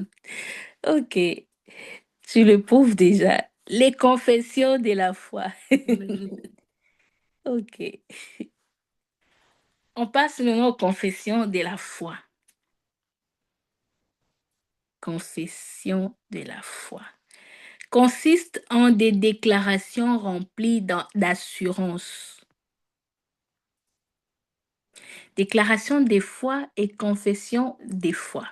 Il y a de la différence entre les deux. Là, maintenant, on parle de la confession de foi. Nous exerçons l'autorité de la parole en vertu de notre pouvoir et nos acquis en qualité d'enfants de Dieu, en donnant vie aux promesses et victoires qui nous sont attachées à la gloire de Dieu. Ainsi, sous l'onction du Tout-Puissant, nous bénissons des vies, annonçons des bonnes choses, ainsi de suite. Alors, la différence entre les deux, c'est, vous voyez, avec la confession de la foi, c'est quand tu déclares ce que la Bible a déjà dit sur toi. Je relis encore. Consiste en des déclarations remplies d'assurance. Nous exerçons l'autorité de la parole en vertu de notre pouvoir et nos acquis en qualité d'enfants de Dieu en donnant vie aux promesses. Est-ce que vous comprenez ce que j'ai dit? En donnant vie aux promesses, nous exerçons l'autorité de la parole en vertu de notre pouvoir et nos acquis en qualité d'enfants de Dieu. En faisant comment? En donnant vie aux promesses et victoires qui nous sont attachées à la gloire de Dieu. Nous donnons vie à la promesse déjà, qui est déjà là. On prend la parole de Dieu qui est déjà écrite dans la Bible là. On la donne vie dans la vie de quelqu'un. C'est pourquoi on dit de confesser la foi. Donc tu confesses, c'est-à-dire tu dis ce qui est déjà. Mais tu t'appropries de ça par la foi et tu donnes vie par le pouvoir que tu as déjà en Christ. Alors, les déclarations de foi, je disais, c'est l'autorité que tu as déjà, que tu peux dire des choses que tu déclares par la foi. Comme avec l'exemple aussi de Élie qui avait dit qu'il ne pleuve plus, et puis après il a dit qu'il pleuve, et puis la pluie a recommencé. Quand il avait dit qu'il ne pleuve plus, la pluie s'est arrêtée. Ça, c'est par l'autorité qu'il avait en lui qu'il a exercé. La différence entre déclaration et autorité. Et déclaration de foi et confession de foi. Mais par la confession de foi, c'est que tu, tu ne crées pas quelque chose en fonction de ta situation d'abord, mais tu adaptes ça par rapport à la parole de Dieu. La première, la déclaration, c'est quand tu sens quelque chose, tu le dis comme ça. Des fois, euh, c'est pas écrit clairement, mais tu sais que tu as l'autorité pour déclencher ces choses-là. Mais avec la confession, c'est ce qui est écrit dans la parole de Dieu, que tu viens maintenant déclarer dans la vie de quelqu'un, ça arrive. Tu vois, tu regardes un verset qui dit, par exemple, tu seras la tête et non la queue. Ils viendront par un seul chemin et fuiront par sept chemins. Tu déclares maintenant ça dans la vie de quelqu'un ou dans ta propre vie. Mais c'est un verset qui est écrit noir sur blanc dans la Bible, qui est la parole de Dieu. C'est une bénédiction, c'est une promesse que Dieu nous a déjà donnée. Et nous prenons ça maintenant, nous la déclarons. Vous voyez un peu la petite différence qu'il y a entre les deux. Les deux, c'est fait en fonction de la volonté de Dieu. Les deux sont des déclarations. Mais la confession de la foi, c'est quelque chose que tu as déjà entendu ou qui est déjà écrit. La déclaration, c'est qu'est-ce que tu sens à ce moment-là, ça t'inspire. Comme j'ai donné l'exemple avec mon petit frère. J'ai déclaré comme ça parce que je savais l'autorité que j'avais en Christ et je l'ai exercée. Mais dans la confession, je vais dire la Bible dit, même si je ne dis pas la Bible dit, mais je prononce ces versets-là, je dis, tu es la tête et non la queue. Et je sais que c'est écrit dans la Bible. C'est ça la petite différence qu'il y a dedans. Dans l'autorité que nous devons manifester, c'est pareil. Nous exerçons, dans l'exercice que nous devons faire, c'est pareil. Mais la petite différence, c'est que là, c'est écrit dans la Bible. Et là, voilà, tu te laisses conduire par le Saint-Esprit et tu utilises déjà l'autorité que tu as et tu donnes vie au pouvoir de ta parole. Pas d'abord la parole qui est écrite, mais ta propre parole. Mais que tu mets la vie de Christ dedans. Mais avec la confession, c'est la parole de Dieu que tu mets dans ta bouche et que tu sors avec la vie de Christ aussi. Matthieu 18, 18.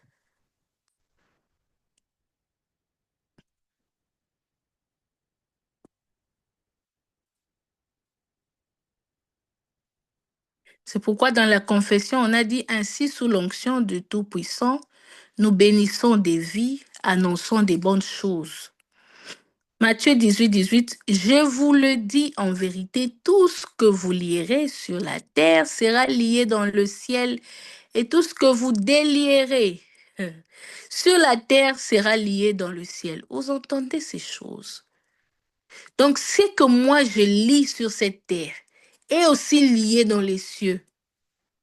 Ce que je délie sur cette terre est délié. Vous comprenez la puissance qu'il y a derrière, l'autorité que j'ai en Christ.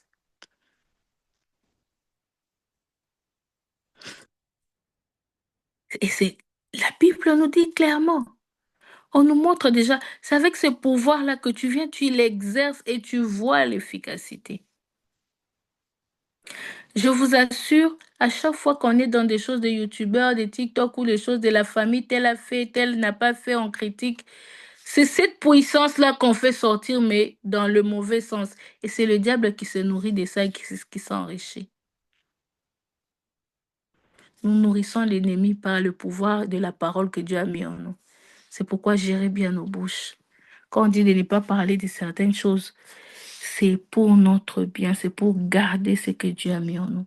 Quand je dis gérer bien nos bouches, je dis pas ça dans le mauvais sens qu'on gère mal, mais je dis dans le tri de ce qui doit sortir de nos bouches. C'est très important.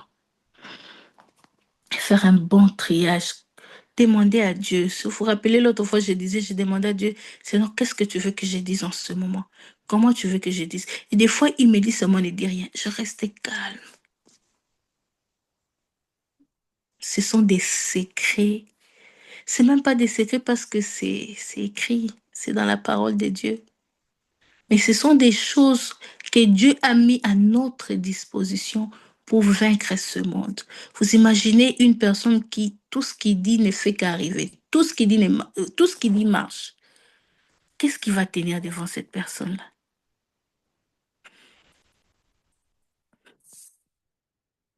On passe avant, je donne d'abord Matthieu 18, 18 et puis Nombre 6, 22.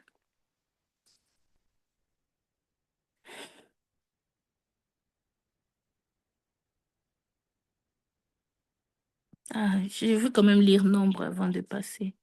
L'Éternel parla à Moïse et dit, parle à Aaron et à ses fils et dit, vous bénirez ainsi les enfants d'Israël, vous leur direz que l'Éternel te bénisse et qu'il te garde, que l'Éternel fasse luire sa face sur toi et qu'il t'accorde sa grâce. Je pensais que vous allez dire Amen. Oh, ça même si c'est un verset comme ça dans les affermissements, mais je reçois, hein. Je reçois que l'Éternel te bénisse et qu'il te garde. Que l'Éternel fasse luire sa face sur toi Amen. et qu'il t'accorde sa grâce. Que l'Éternel tourne sa face vers toi et qu'il te donne la paix. Amen. Je reçois. C'est ainsi qu'ils mettront mon nom sur les enfants d'Israël et je les bénirai. Des choses comme ça, des belles choses comme ça. Oh Seigneur, merci. Il y a aussi les déclarations d'autorité. Ça, c'est une autre forme de prière aussi. Les déclarations d'autorité.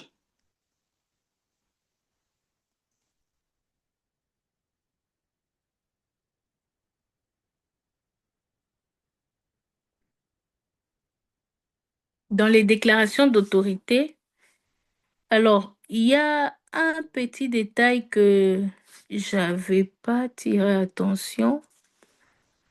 Euh, le point G dans le sort des prières, c'était les déclarations de foi. C'est dans les déclarations de foi qu'on trouve les confessions de foi et les déclarations d'autorité.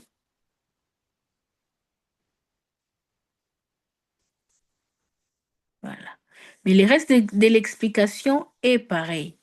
Quand je parlais des déclarations, les confessions de foi, c'est vraiment, comme je dis, de prendre les versets et, et comme je venais d'expliquer, bien sûr, de prendre des versets qui sont déjà écrits et de donner vie. Et puis les déclarations d'autorité, C'est ce que j'avais dit, déclaration de foi. Mais déclaration d'autorité et confession de foi sont tous des déclarations de foi. C'est clair? Si c'est pas clair, vous pouvez poser une question. D'accord. Consiste à exercer notre autorité en Christ Jésus en nous opposant et donnant des ordres aux esprits, à la maladie, aux problèmes, etc., d'arrêter leur ravage dans les vies. C'est ce que j'expliquais quand j'ai dit les déclarations de foi. En fait, c'était déclaration d'autorité, qui est aussi une déclaration de foi. Donc, confession de foi, c'est une déclaration de foi. Déclaration d'autorité, c'est aussi une déclaration de foi. C'est là que c'est ce qui explique vraiment l'exemple que j'ai donné avec mon frère. Donc, les déclarations d'autorité. Philippiens 2, 9 à 10.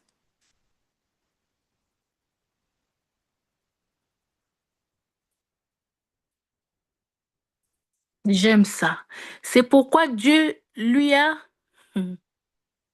C'est pourquoi Dieu l'a souverainement élevé et lui a donné le nom qui est au-dessus de tout nom, afin qu'au nom de Jésus, tout genou fléchisse dans les cieux, sur la terre et sous la terre, et que toute langue confesse que Jésus-Christ est Seigneur, à la gloire de Dieu le Père.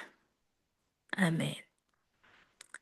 Alors, ici, ce que j'aime, c'est on a élevé Jésus, il est élevé, souverainement élevé, assis à la droite du Père, mais il est notre époux. Nous sommes co-héritiers. Et j'aime une personne qui dit, quand tu élèves Dieu, il t'élève avec lui. Comme Dieu a été élevé, si tu acceptes cette élévation, tu l'élèves, il t'élève avec lui. Pour bien comprendre ce que je dis, voyez un mari, un époux qui est élevé, qui a une promotion, qui est devenu, je ne sais pas, président. Quand il devient président, son épouse devient directement première dame. Donc, quand Jésus est élevé, l'épouse du Christ devient première dame. Donc, nous sommes là des premières dames. Donc, c'est-à-dire, l'autorité qu'il a là, on a aussi cette autorité-là. Amen. Donc, Philippiens, c'était Philippiens 2, 9 à 10. Et puis, il y a aussi Romains 14, 9 dit, car Christ est mort et il a vécu, afin de dominer sur les morts et les survivants. Donc, dans tout ça, dans les déclarations d'autorité, c'est donner les ordres, donner des ordres aux esprits, à la maladie, aux problèmes. Tu as un problème. Ah, j'aime beaucoup ce que j'ai dit. Merci Seigneur. Tu as un problème. Tu ne dis pas directement, tu pleures, tu dis je vais à l'hôpital, je suis malade. Avant de le faire, dis d'abord je te chasse au nom de Jésus. Mon corps est un temple du Saint-Esprit et tu n'as pas ta place ici. Ta maladie, je te chasse. La Bible me dit que c'est par ces meurtrissures que je suis guéri. Tu n'as pas ta place. Tu le chasses. C'est ça l'autorité que nous avons. Je demande à Dieu, Seigneur, quelle est ta volonté ici? S'il te dit, va à l'hôpital, vas-y. Peut-être qu'il veut qu'il y ait un témoignage qui va sortir là-bas. Peut-être qu'il veut que quand tu arriveras à l'hôpital, tu rencontres une personne qui est malade à côté, tu pries pour elle et guéris. Parce que si ce n'est pas ça, tu n'iras pas à l'hôpital. La seule façon de rencontrer cette personne-là, c'est qu'il crée quelque chose pour t'envoyer là-bas. Mais quand tu as déjà chassé, ça n'aura plus d'effet. S'il y avait des racines qui étaient en train de monter, ça sèche. Donc, il y aura plus, ça ne va plus comment on dit, émerger. Ça va plus germer. Je sais pas, vous comprenez ce que je veux dire. Du coup, tu stoppes le processus là. Tu arrêtes, tu chasses. J'ai dit des choses que, même quand je le dis, moi-même, je suis en train de dire, Seigneur, tu me faisais passer par tout ça pour qu'aujourd'hui j'en parle comme ça. Alors que je pensais que c'était seulement pour moi, c'était personnel, mais je me rends compte qu'aujourd'hui, ça, tous les témoignages que je donne, tous les chemins par lesquels je suis passée, c'était en fait pour que ça soit vraiment des témoignages. Moi, je me rappelle où j'ai eu même des boutons comme ça, des choses qui sortaient au visage, au bras, je sais pas. Quand je sais pas, c'est une façon de parler. Alors, j'ai mis mon doigt ou ma main. J'ai dit, je te chasse au nom de Jésus. J'oublie, je tiens même plus compte de ça, un peu comme Jésus a fait avec le figuier là. J'oublie même. Après, je me rends compte qu'il n'y a aucune tache, le même endroit, ça a vraiment disparu. Je me rappelle encore un jour, on était à la maison avec mon petit frère, encore là, il allait bien, même aujourd'hui, il va très bien.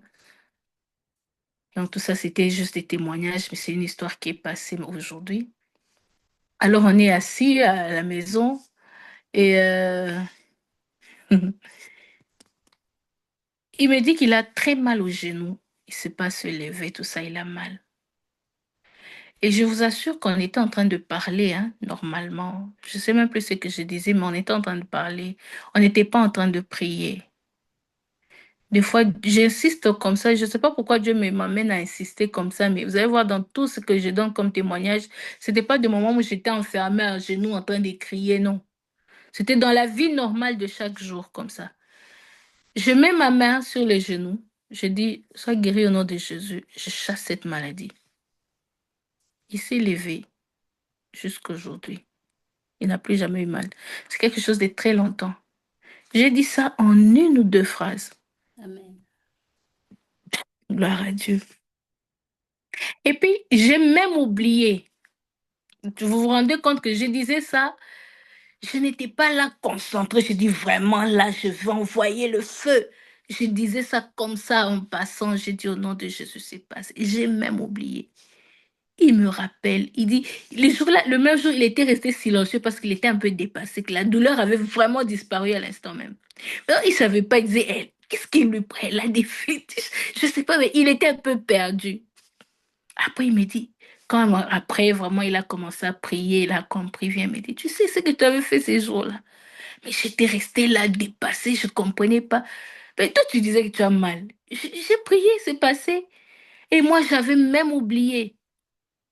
C'est comme ça que des fois Dieu aime nous utiliser. Dieu va t'utiliser, tu dis quelque chose comme ça, tu, tu as dit, c'est passé. Des fois, il ne te dit pas de prendre 30 minutes ou 1 heure à genoux en train de prier. Seigneur, j'envoie le feu, j'envoie la guérison. Oui, des fois, il va t'orienter comme ça. Des fois, il peut te dire aussi de le faire. Mais il y a des moments où vraiment, bah, tu le fais. Moi, je le fais même au travail, je fais partout où je suis. Partout où je suis, mes collègues de travail, partout où je suis. J'ai pas de limites. J'ai donné l'autre fois l'exemple, j'étais en train de cuisiner, un visiteur est venu. J'ai pas de limites, que je sois où que je sois. Où que je sois, je reste connectée au plan de Dieu. Il le dit, il veut déclencher maintenant, il veut m'utiliser maintenant, demain, après, quand il veut, même dans mon sommeil, il veut m'utiliser. Je dis, Seigneur, oui, vas-y. C'est pourquoi vous allez voir qu'il y a des pasteurs où on a dit qu'il est décédé. Le jour où il est décédé dans cet hôpital-là, tous les gens sont guéris. Ah, ah. Vous imaginez comment il y a des choses, hein? Ah bon? Oui, il y a des choses, hein? Fais des recherches, tu Il vas voir. décède Tu vas et tout le même monde trouver les gens. guérit. Oui, oui, il y a des choses, hein? Ce qui est beau dans tout ça, c'est que c'est écrit dans la parole que Dieu nous a dit qu'on va faire plus. Christ nous a dit ça. C'est pourquoi moi je dis toujours, quand je donne l'exemple, je dis, maintenant qu'on ira tous au ciel, là, eux tous ils vont donner des témoignages sur ça. Moi, je vais apporter quel témoignage? C'est pourquoi je dois me donner à fond, Seigneur. Je ne veux pas qu'on dise qu'on a eu le même temps sur terre et que j'ai rien fait ou presque rien de ma vie. Je ne suis pas en concurrence. je vais faire ce que Dieu veut que je fasse.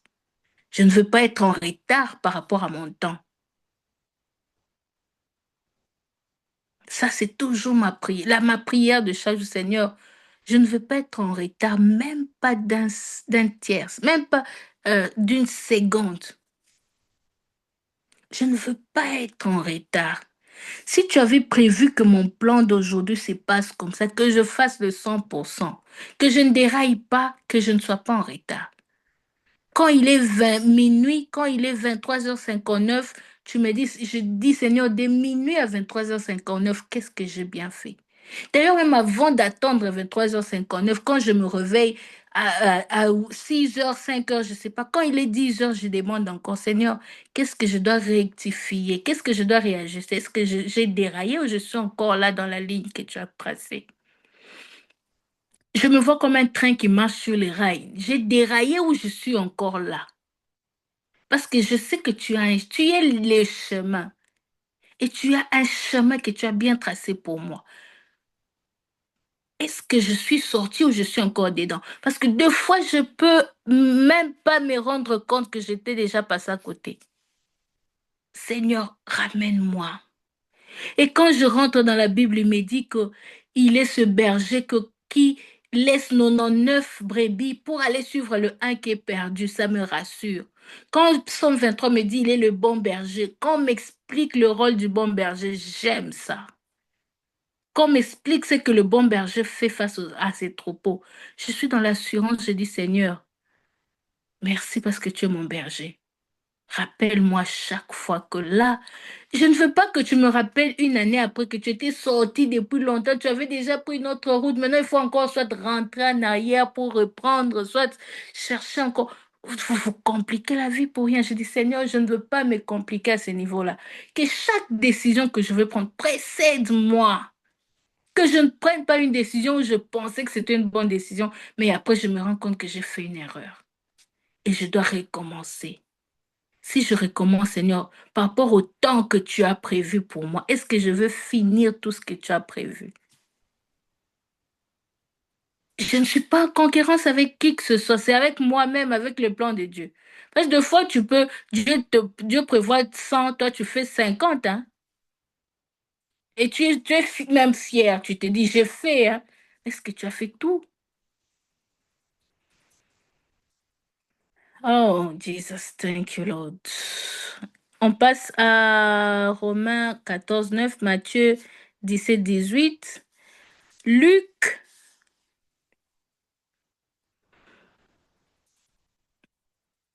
8, 29, Matthieu dit, Jésus parla sévèrement au démon qui sortit de lui et l'enfant fut guéri à l'heure même.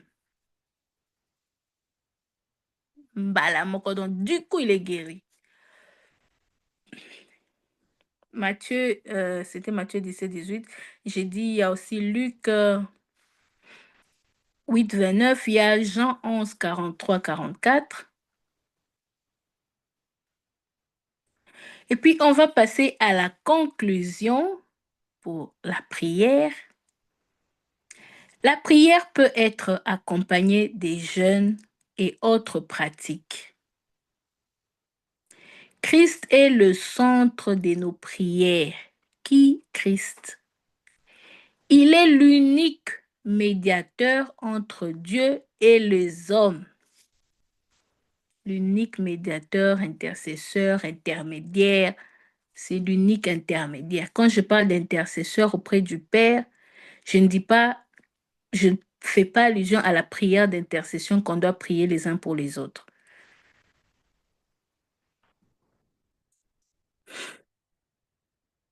Alors, il est l'unique médiateur entre Dieu et les hommes. Par son humanité, il touche l'homme et par sa divinité, il touche Dieu. Donc 100% Dieu, 100% homme. Acte 4, 12, qui nous dit, il n'y a de salut en aucun autre, car il n'y a sous le ciel aucun autre nom qui ait été donné par les hommes, parmi les hommes, par lequel nous devions être sauvés. Il n'y a de salut en aucun autre, car il n'y a sous le ciel aucun autre nom qui ait été donné parmi les hommes, par lequel nous devions être sauvés. Il n'y a que le nom de Jésus. Hébreux 4, 15 à 16, Jean 4, 25 à 26, Ésaïe 9, 5. Alors vous allez voir que toutes les religions, ou la plupart, si je dois quand même équilibrer parce que je n'ai pas tout écouté, ils croient en la Bible. Ils disent que la Bible est vraie, mais mais ils croient quand même. Mais dans la Bible, c'est là qu'on a dit qu'il n'y a aucun autre nom que le nom de Jésus. Ils disent oui, on croit en lui, mais je parle des religions, hein. Il est prophète ou certes, il est enfant de Dieu, mais si vous croyez déjà en la Bible, mais la Bible dit qu'il est Dieu. La Bible dit qu'il est le seul intermédiaire, il est le seul nom.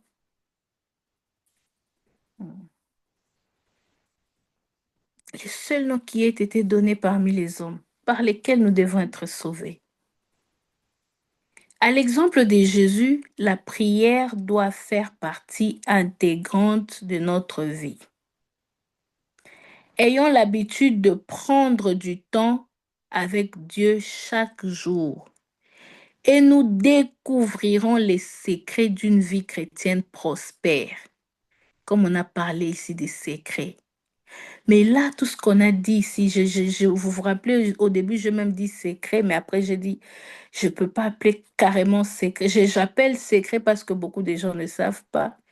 Mais je ne peux pas dire 100% secret parce que tout le monde peut faire des recherches et trouver. Tout le monde peut lire la Bible et trouver ses réponses dans la Bible. La Bible n'est pas cachée ou gardée que pour certains et d'autres ne peuvent pas la lire. Non, elle est à la portée de tous. Il y a même des Bibles gratuites qu'on donne dans les églises, partout. Il y a même des Bibles électroniques. Donc, on a la possibilité d'avoir tous ces secrets.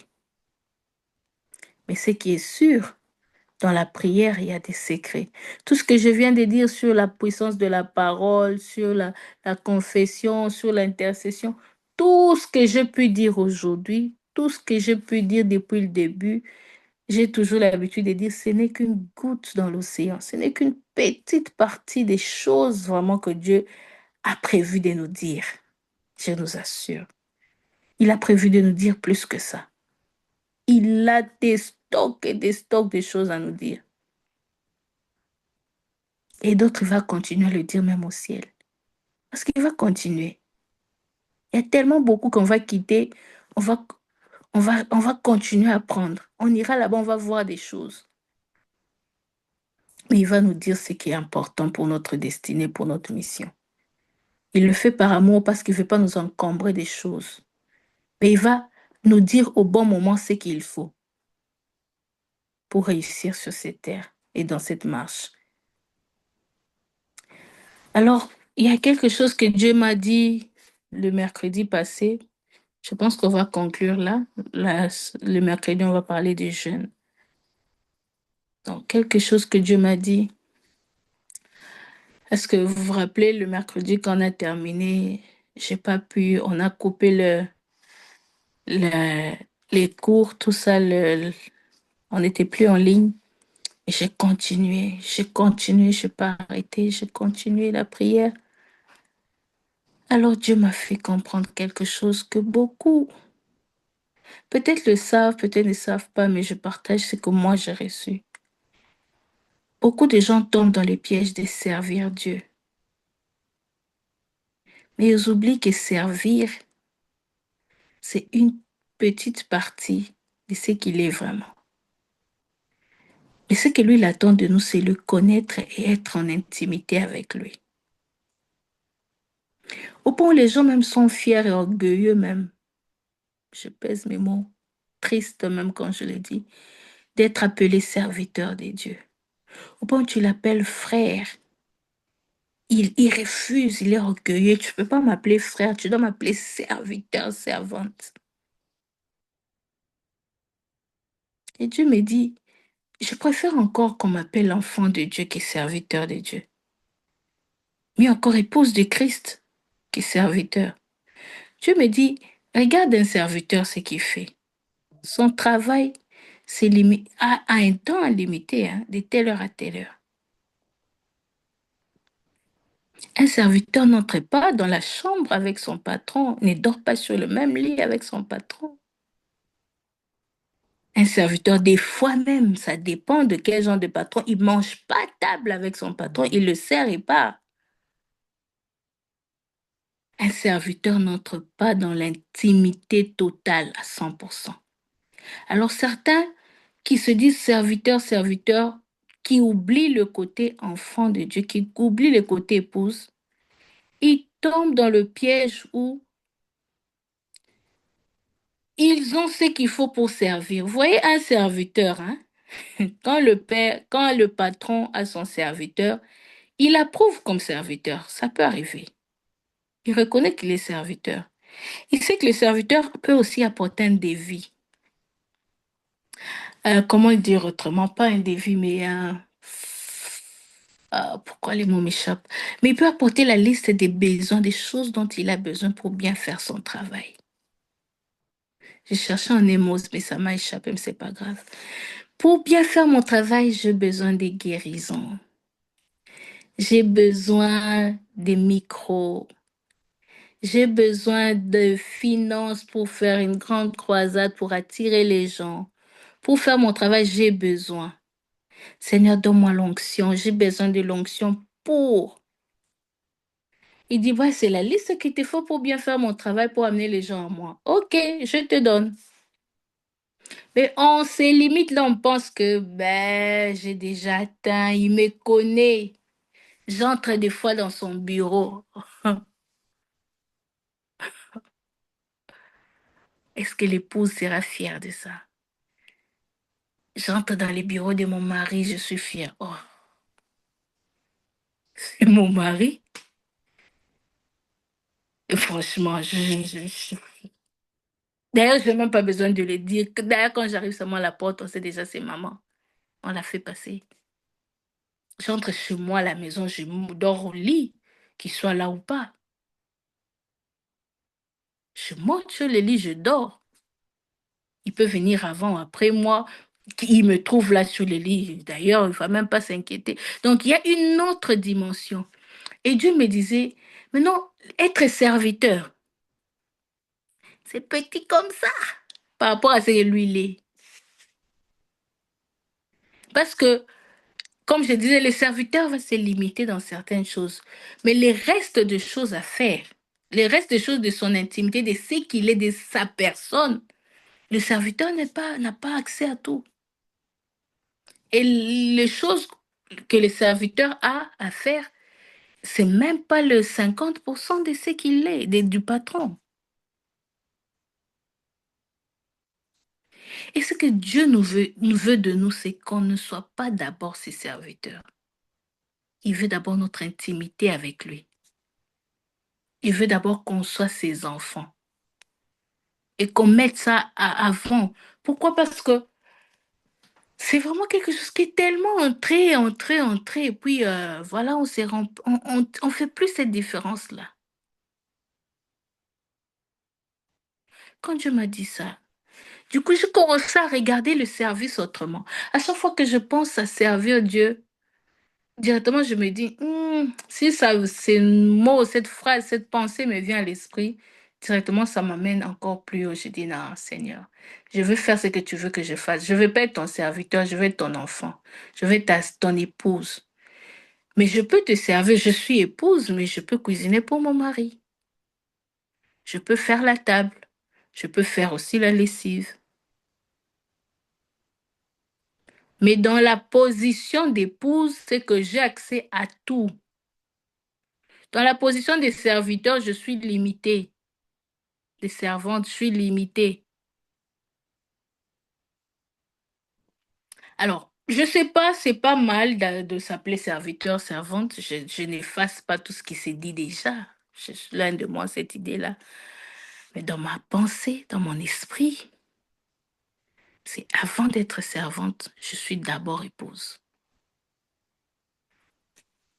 Et mon rôle d'épouse est tellement grand, c'est 10 000 fois, des milliards de fois plus grand que mon rôle de servante.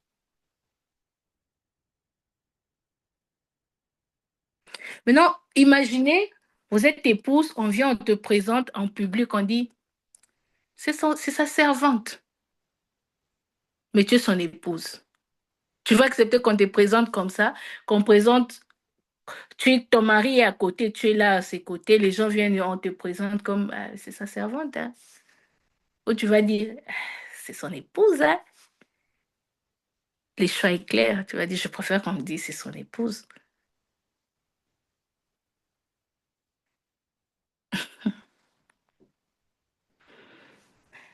Voilà. Et quand j'ai reçu ça, j'ai dit, je vais partager ce que j'ai reçu. Mais Dieu m'a montré autre chose, m'a fait comprendre ce que je savais déjà, bien sûr, mais tu sais, quand Dieu pousse encore ce que tu sais déjà, c'est comme s'il pousse, il repousse un peu la limite de la barrière, hein. Il envoie ça encore plus loin. Tu étais déjà sur cette direction, sur ce chemin-là, mais il pousse encore. Il te montre encore que ah, c'est plus grand que là où tu voyais là. Je peux te montrer encore plus loin. Et voilà. On va s'arrêter là pour Nalélo pour Merci pour ce aujourd'hui. partage. Oui, gloire à Dieu. Et puis, on va parler du jeûne. On va parler de comment jeûner. Ah, j'aime beaucoup ce niveau 3. On va parler de jeûne, définition, importance. On va parler de pourquoi jeûner. Donc, pourquoi jeûner? On va parler mercredi, hein, je demande d'être là vraiment. On va aussi parler de comment jeûner. On va parler des exemples bibliques du jeûne. Combien de temps faut-il jeûner? La diète, le jeûne total ou à sec. Waouh, waouh. Comment terminer son jeûne? Qui peut jeûner? Vous imaginez déjà combien c'est riche. Alors, c'est le lingala qui me vient, je ne sais pas pourquoi, alors que c'est pas tout le monde qui m'entend. Je voulais dire pour Nalelo Tosukiawa. Donc pour aujourd'hui, on va s'arrêter là. Shekina, tu vas prier pour clôturer.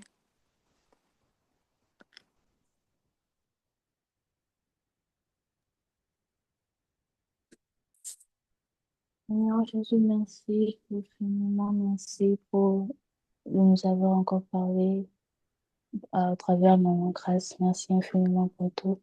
Je te prie que ce que tu nous as dit puisse être gravé dans nos cœurs, que nous ne puissions pas oublier, que nous, que nous puissions pratiquer tout ce qu'on a appris. Merci infiniment pour tout.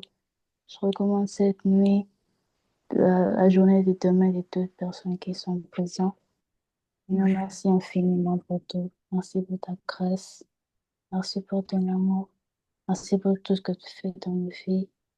Que l'honneur et la gloire te reviennent au nom de Jésus. Amen. Amen. Oui. Amen, amen. Amen. Que Dieu nous bénisse. Bonne soirée. À mercredi. Amen. Bonne soirée également. À mercredi.